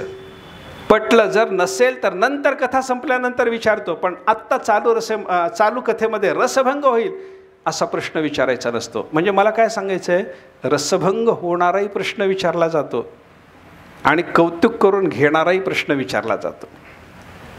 श्रोता एखादा प्रश्न असा विचारतो की तो प्रश्न विचारल्याच्या बरोबर वक्ता वा, आणि एखादा श्रोता असा प्रश्न विचारतो की माझं सगळं सांगितलेलं मुसळ केरात गेलं की रे बाबा, काय विचारतं काय मला असं वाटावं. असं नाही, इथं विचारलेले प्रश्न, मला काय बोलायचं काय, मला इथले प्रश्न आपण पहा. सगळे प्रश्न कसे महत्त्वाचे आहेत. हे सगळं जग कोणापासून निर्माण झालं? पहिला प्रश्न. कोणी सांभाळलं? दुसरा प्रश्न. कोणाच्या ठिकाणी या जगाचा लय झाला? तिसरा प्रश्न. नरसिंहाच्या प्रसन्नतेकरता कुठलं कर्म करावं लागतं? कसं आहे बघा, या प्रश्नामध्ये असं असतं, काही प्रश्न एक ठराविक संख्येनं प्रश्न एका जातीचे असतात, त्याच्या पुढचे प्रश्न दुसऱ्या जातीचे असतात. ते दुसऱ्या जातीचे प्रश्न मांडत असताना तिथं वापरलेले जे शब्द असतात त्याच्यात पहिल्या जातीच्या प्रश्नाचं उत्तर येऊन जातं. ऐका, हे कसं आहे आता इथल्याच पद्धतीनं सांगतो तुम्हाला. सगळंच्या सगळं जग कोणापासून निर्माण झालं? एक प्रश्न. हे सगळं कोणी सांभाळलं? दुसरा प्रश्न. हे कोणाच्या ठिकाणी विलीन होतं? तिसरा प्रश्न. हे 3 प्रश्न एका जातीचे झाले. आणि मग नरसिंहाच्या प्रसन्नतेकरता कुठली कर्म करावी लागतात? हा पुढचा प्रश्न आहे. तिथं मागच्या प्रश्नाचं उत्तर देणारा नरसिंह येऊन गेला. हे कोणापासून निर्माण झालं? नरसिंहापासून. हे कोणी सांभाळलं? नरसिंहानं. हे कोणाच्या ठिकाणी विलीन होणार? नरसिंह रूप असलेल्या भगवंताच्या ठिकाणी हे सगळं विलीन होणार आहे. म्हणजे प्रश्नाचा एक एक गठ्ठा असतो आणि त्या गठ्ठ्यांची मांडणीच अशी असते. एकाच्या नंतर दुसरा गठ्ठा प्रश्नाचा येत असताना त्याच्यात वापरलेल्या शब्दातून पहिल्या गठ्ठ्याचं उत्तर येऊन जातं. आपल्याकडे सायणाचार्यांनी लिहिलेला सर्वदर्शन संग्रह नावाचा ग्रंथ आहे. सर्वदर्शन संग्रहामध्ये त्यांनी जेवढी दर्शनं त्यांच्या काळामध्ये जेवढे तत्त्वज्ञानी महात्मे आपलं वेगळं वेगळं तत्त्वज्ञान मांडित होते त्या सगळ्या लोकांच्या दर्शनाचा अभ्यास केला आणि त्या सगळ्याचं दर्शन सामान्य माणसाला कळावं याच्याकरता त्याचा संग्रह केला. सर्व दर्शन संग्रह. सगळी दर्शनं थोडक्यात मांडून दिली. मूळ सूत्र त्या दर्शनाची त्याच्यामध्ये आलेली आहेत. पहिल्यांदा येतं चार्वाक दर्शन, त्याच्यानंतर येतं बुद्ध दर्शन, त्याच्यानंतर येतं जैन दर्शन, त्याच्यानंतर येतं रामानुजाचं दर्शन. ऐका, आता ही दर्शनं मांडत असताना त्याने जो क्रम स्वीकारलेला आहे की नाही, त्या क्रमात योजनाच अशी आहे. एक दर्शन मांडून झालं की दुसरं दर्शन मांडताना पहिल्या दर्शनाचं खंडन होऊन जातं. म्हणजे त्या पहिल्या दर्शनाच्या खंडनाकरता यांना स्वतःचं शांकर तत्वज्ञान मांडावं लागतच नाही. पहिलंच सांगतो, बाकी विस्तार सगळा सांगत नाही, वेळ नाही आपला संपत आला. पहिलं काय आहे? चार्वाक दर्शन. चार्वाक काय म्हणतो? चक्षुर्वै सत्यम, डोळ्याला दिसतं तेवढंच खरं आहे, बाकी काही नाही. प्रत्यक्ष एकच प्रमाण आहे. अनुमान नावाच्या प्रमाणाला तो मानायला तयार नाही. डोळ्याला दिसतं तेवढंच खरं. जे तर्कानं सांगावं लागतं, अनुमानानं सांगावं लागतं ते खरं नाही. ऐका, माझ्या डोळ्याला दिसतं ते खरं. पर्वतावर दिसलेली धुराची रेषा खरी, पण ती धुराची रेषा दिसल्याच्या नंतर जिथे धूर असतो तिथे अग्नी असतो. या नियमाला धरून त्या पर्वतावर अग्नी आहे असं जर कोणी म्हणत असेल तर ते अग्नीचं ज्ञान अनुमानानं झालं. हा म्हणतो चालत नाही, अनुमानानं मला धूर दिसला एवढंच बरोबर आहे, तिथं अग्नी आहे माहिती नाही. अरे धूर आणि अग्नी यांचं साहचर्य असतं ना. तो म्हणतो कुठं असतं? स्वयंपाकघरात असतं ना. स्वयंपाकघर म्हणजे जुनं चुलीचं स्वयंपाकघर, तिथं अग्नी आणि धुराचं साहचर्य असतं. आहे ना, तिथं धूर आहे अग्नी आहे, धूर आहे तिथं अग्नी आहे, तिथं सिद्ध झालं ना. तो म्हणतो किती स्वयंपाकघरं तुम्ही पाहिली, किती स्वयंपाकघरं पाहिली. एका स्वयंपाकघरात तसं दिसलं आणि दुसऱ्या स्वयंपाकघरात तसं दिसलं नाही. व्याप्ती मानता येते का सांगा मला? मग व्याप्ती पाहण्याकरता सगळी स्वयंपाकघरं जर तुम्ही पाहिलेली नसतील तर जिथे धूर असतो तिथे अग्नी असतोच हा नियम तुम्ही एक स्वयंपाकघर पाहून मांडू शकत नाहीत. म्हणून अनुमान खोटं. जे दिसतं तेवढं खरं. धूर दिसला खरा, तिथं गेल्यावर अग्नी दिसला खरा, इथून धूर दिसला म्हणून अग्नी आहे खोटी गोष्ट असं तो म्हणतो. म्हणजे काय केलं त्यानं? प्रत्यक्ष एकच प्रमाण मानलं, अनुमान मानायला तयार नाही. पुढं दुसरं बुद्धाचं दर्शन मांडलं आणि बुद्धाच्या दर्शनामध्ये त्याने प्रत्यक्षही मानले, अनुमानही मानले. बुद्ध अनुमान मानतात, बुद्ध शब्द मानत नाहीत. वेदाचा संताचा शब्द मानत नाहीत. बुद्धाला शब्द मान्य नाही, बुद्धाला उपमान प्रमाण मान्य नाही, बुद्धाला अर्थापत्ती प्रमाण मान्य नाही, बुद्धाला अनुपलब्धी प्रमाण मान्य नाही, बाकीचे पुढचे प्रमाण मान्य नाही. पण चार्वाकाच्या पेक्षा एक जास्त प्रमाण बुद्धाने स्वीकारलं, त्याचं नाव अनुमान. मग हे अनुमान मानणारा बुद्ध फक्त प्रत्यक्ष मानणाऱ्या बुद्धाच्या पुढं मांडला की बुद्धाचं खंडन या अनुमान मानणाऱ्या बुद्धाला करावं लागतं. ते त्या दर्शनात मांडून ठेवलं.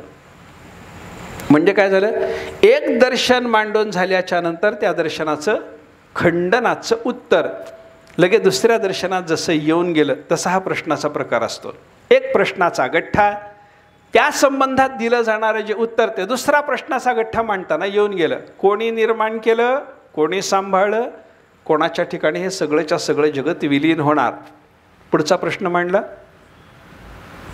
कोणत्या कर्माने नरसिंह प्रसन्न होणार. त्या नरसिंह शब्दामध्ये मागच्या सगळ्या प्रश्नाचं उत्तर येऊन गेलं. जग कोणी निर्माण केलं? परमात्म्याने. या जगाच्या बद्दल एक वाद नाही महाराज, अनेक प्रकारचे वाद, अनेक प्रकारचे वाद. जगाच्या बद्दल वेगवेगळ्या वादाचा विचार करत असताना कोणी हे जग निर्माण केलं याला उत्तर देताना काही लोक म्हणतात स्वभाववाद. चार्वाकाचं म्हणणं हे कसं आपोआप निर्माण झालं म्हणतं, तो आपोआप निर्माण झालं, कोणी केलं नाही, कोणी केलं नाही, कोणी करायला लागत नाही, आपोआप झालं, आपोआप झालं. आपोआप कसं होईल हो? आपोआप कसं होईल? एक उदाहरण सांगतात याच्याकरता. एका गावामध्ये एक मुलगा, त्याचा बाप नास्तिक होता आणि योगायोगानं पोरगं भजन करायला लागलं, आस्तिक निघालं. हिरण्यकश्यप प्रल्हादाची जोडी म्हणा की. हा भजन करत नाही बाप, पोरगं भजनाला चाललं. बापाला ते आवडायचं नाही. रात्री बेरात्री उशिरा भजन करून पोरगं घरी आलं की बापाने त्याला विचार, कुठं गेला होतास रे? भाऊ भजनाला गेलो. सज्जन असल्यामुळं, सात्विक असल्यामुळे त्यानं खरं सांगा, भाऊ भजनाला. सिनेमाला गेलो म्हणत नव्हता तो. भजनाला जाऊन सिनेमाला गेलो म्हणलं असतं तर बापानं ऐकलं असतं, वा छान झालं म्हणलं असतं. असेच बाप जास्त आहेत सध्या. वाटोळे जे होतं ना हे अशाच लोकांमुळं होतं. सांगितलं त्यानं, बाबा भजनाला गेलो होतो. अरे भजन कोणाचं? देवाचं भजन. बाबा देव कशा करता मानायचा? बाबा एवढं जग निर्माण करणारा, जग सांभाळणारा, त्याचं भजन नको करायला. असं काही नसतं म्हणे. जग निर्माण करायला देव लागतो, सगळ्या गोष्टी खोट्या आहेत, आपोआप सगळं निर्माण होतं, आपोआप झालं हे सगळं, कोणी निर्माण केलं नाही. बाबा तसं नसतं. जगाला निर्माण करायला कोणीतरी करता, कोणतीही वस्तू निर्माण करायला जर करता लागतो, एक मडकं निर्माण करायचं झालं तर करता पाहिजे बाबा, कुंभार लागतो त्याला. मग जग निर्माण करायला कोणी देव नको, तसं काही नाही म्हणे.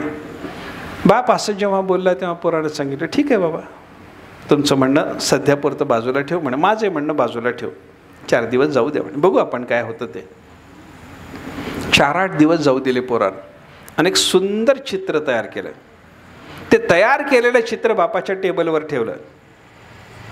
संध्याकाळी बाप घरी आला, बापानं ते चित्र पाहिलं. चित्र पाहिल्याबरोबर आनंदून गेला आणि पोराला हाक मारले, बाळा इकडे आहे म्हणे.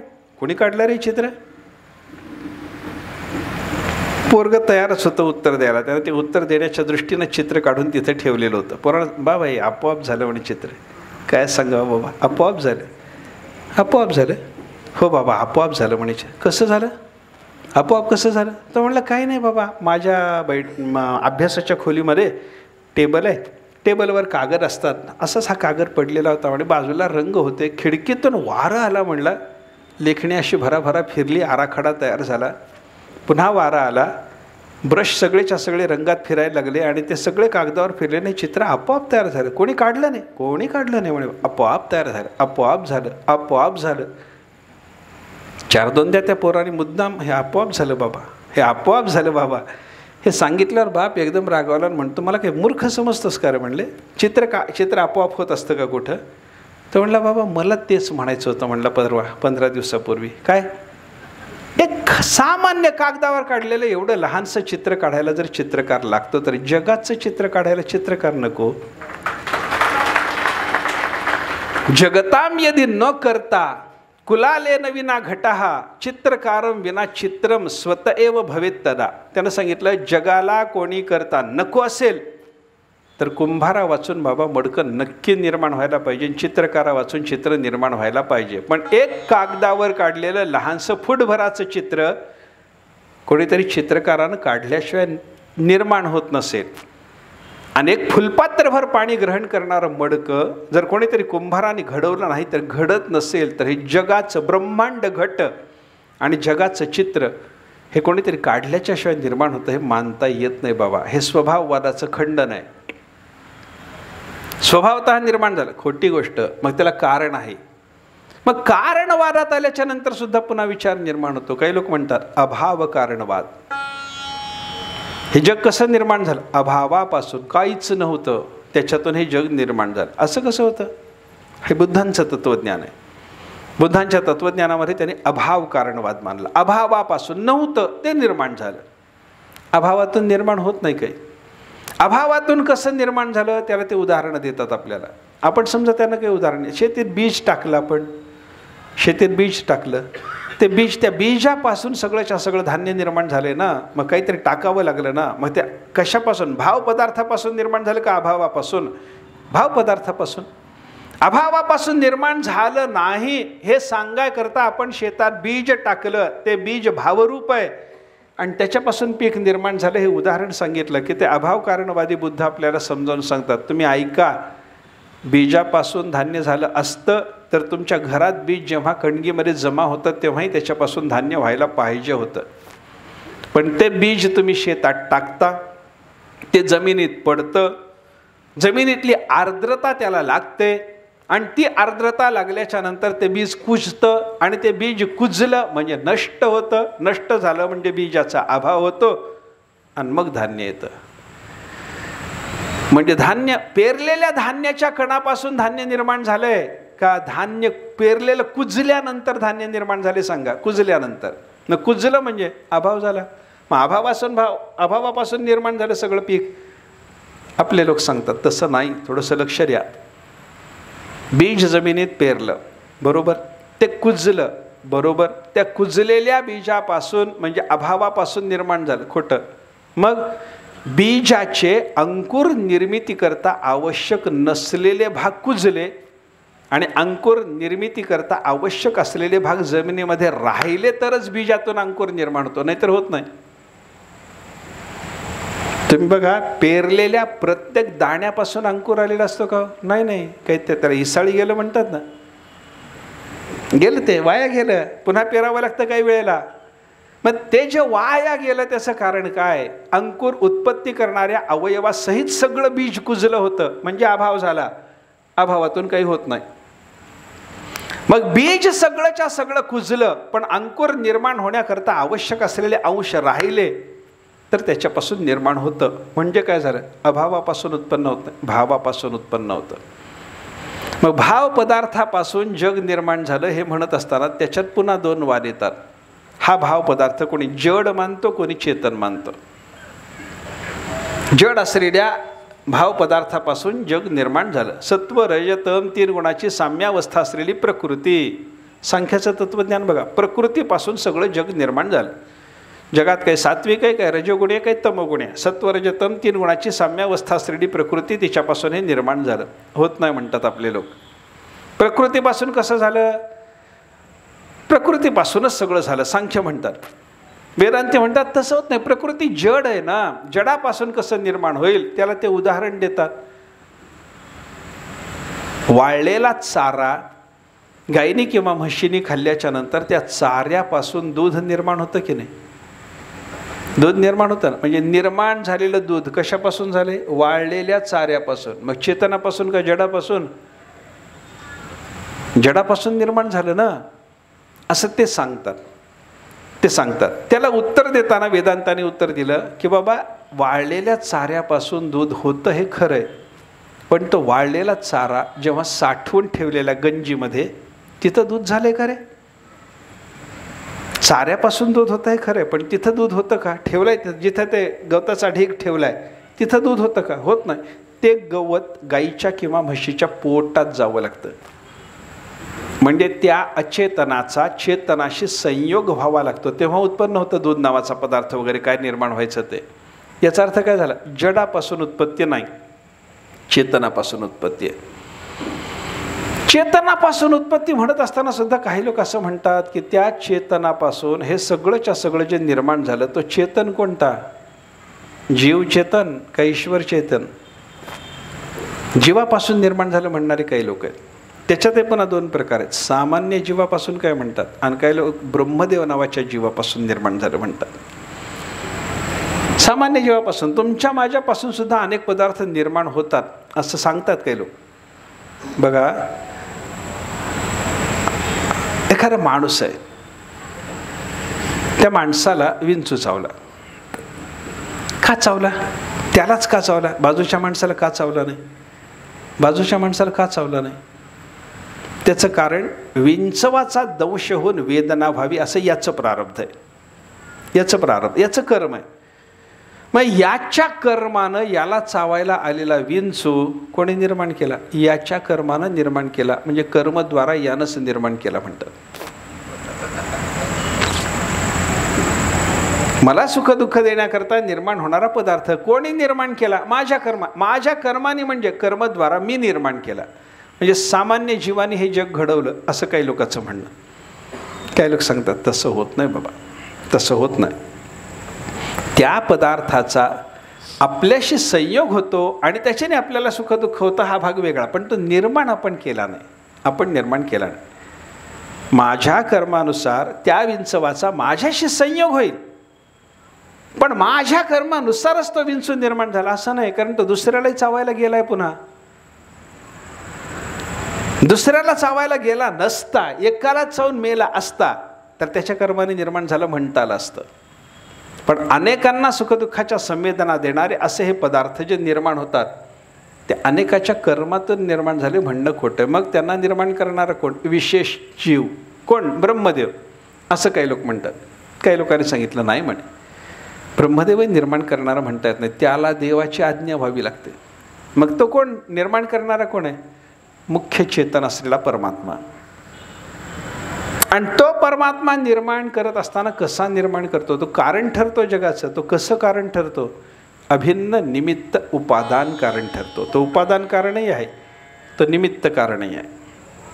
मातीपासून मडकं होतं आणि ते कुंभार घडवतो, म्हणून माती हेही कारण आहे मडक्याचं आणि कुंभार हेही कारण आहे. पण माती हे उपादान कारण आहे आणि कुंभार हे निमित्त कारण आहे. जे कारण कार्यामध्ये येतं त्याला उपादान कारण म्हणतात आणि जे कारण कार्यामध्ये येत नाही त्याला निमित्त कारण म्हणतात. मडकं नावाच्या कार्यामध्ये माती येते म्हणून ती उपादान कारण आहे आणि मडकं नावाच्या कार्यामध्ये कुंभार काही त्या मडक्यात बसून आपल्या घरी येत नाही म्हणून कुंभार निमित्त कारण आहे. तसं या जगाच्या बाबतीमध्ये निमित्त कारण कोण आणि उपादान कारण कोण याचा विचार करत असताना वेदांत असं सांगतो की तमोगुण प्रधान उपाधीचा स्वीकार करून तोच परमात्मा जगाचं उपादान होतो आणि सत्वगुण प्रधान उपाधीचा स्वीकार करून तोच परमात्मा जगाचं निमित्त कारण होतो. जगाची मातीही तोच आहे आणि जगदरूपी मडक्याचा कुंभारही तोच आहे. हे कसं? एकच माती तीच आणि कुंभारही तोच, असं कसं होईल? कारण दिलं त्याला. यथोर्णनाभिसृजते गृह्णतेच्या. आपल्या घरात कोळी असतो पा, जाळं विणणारा. ते जाळं जे निर्माण झालंय त्याचं कारण कोण आहे? कोळीच आहे. उपादान कोण आहे? कोळीच आहे. आणि निमित्त कोण आहे? कोळीच आहे. म्हणजे लाळेतून त्याच्यात ती जाळं त्यानं विणलेलं असल्यामुळं लाळेच्या द्वारा तो उपादान कारण आहे आणि बुद्धीच्या द्वारा निमित्त कारण आहे. बुद्धीच्या द्वारा कोळ्यानं जाळ्याचं निमित्त कारण जसं असावं तसं आपल्या ठिकाणी असलेल्या सर्वज्ञतेच्या योगानं परमात्मा या जगताचं निमित्त कारण आहे. आणि आपल्या ठिकाणी असलेल्या लाळेच्या द्वारा परमात्मा जसा हे कोळी जसा त्या जाळ्याचं उपादान कारण आहे त्याप्रमाणे आपल्या ठिकाणी असलेल्या तमोगुण प्रधान शक्तीच्या योगानं हा परमात्मा जगाच्या बाबतीमध्ये उपादान कारणही होतं. असं सगळं जग त्यानंच निर्माण केलं. बरं, सांभाळतो कोण? तोच सांभाळतो. पोषितो जनासी एकला तो, सगळ्याला जगवणारा तो. आणि सगळ्याचा अंतकाळात प्रलय कालामध्ये लय कुठं होतो? त्याच्या स्वरूपात होतो. ऐका, त्याच्यातूनच जग निर्माण होतं आणि त्याच्याच ठिकाणी विलयाला जातं. जादूगाराच्या पेटीतूनच सगळे पदार्थ निघतात आणि जादूचा खेळ संपल्याच्या नंतर सगळेच्या सगळे पदार्थ त्याच्या पेटीतच जातात, त्याच्याच पेटीत जातात. तसं निर्माण त्याच्यापासूनच झालं आणि त्याच्यातच प्रलयाला प्राप्त व्हायला लागलं. निर्माण होतं आणि प्रलयालाही त्याच्यातच प्राप्त होतं. याच्यात दोन पद्धतीच्या कारणाचा विचार येऊन गेला. ज्याच्या ठिकाणी लय असतो तेच उपादान कारण असतं. मडक्याचा लय कुंभारात होतो का मडक्याचा लय मातीत होतो? मातीत होतो. उपादान कारणात लय झाला. तसा जगताचा लय कोणामध्ये होतो? परमात्म्यात होतो, म्हणून परमात्मा जगताचं उपादान कारण झालं. असं अभिन्न निमित्तोपादान कारण रूपानं सगळं जग कोण निर्माण करतो? नरसिंह रूपातला परमात्मा. सगळं जग सांभाळतो कोण? नरसिंह रूपातला परमात्मा. आणि सगळ्या जगताचा संहार कोण करतो? नरसिंह रूपातला परमात्मा. आणि म्हणूनच तो ब्रह्म आहे, म्हणूनच तो ईश्वर आहे, म्हणूनच तो परमात्मा आहे, आणि म्हणूनच तो भगवान आहे. हे चिंतन आपल्याला त्याच्यातून लक्षात घेता येतं. पुढचा विचार आपल्याला जो पाहायचा आहे तो उद्याला आपण पाहू. संतांचं नामस्मरण होईल, काही सूचना असतील त्या दिल्या जातील, आरती होईल आणि आपण थांबूयात.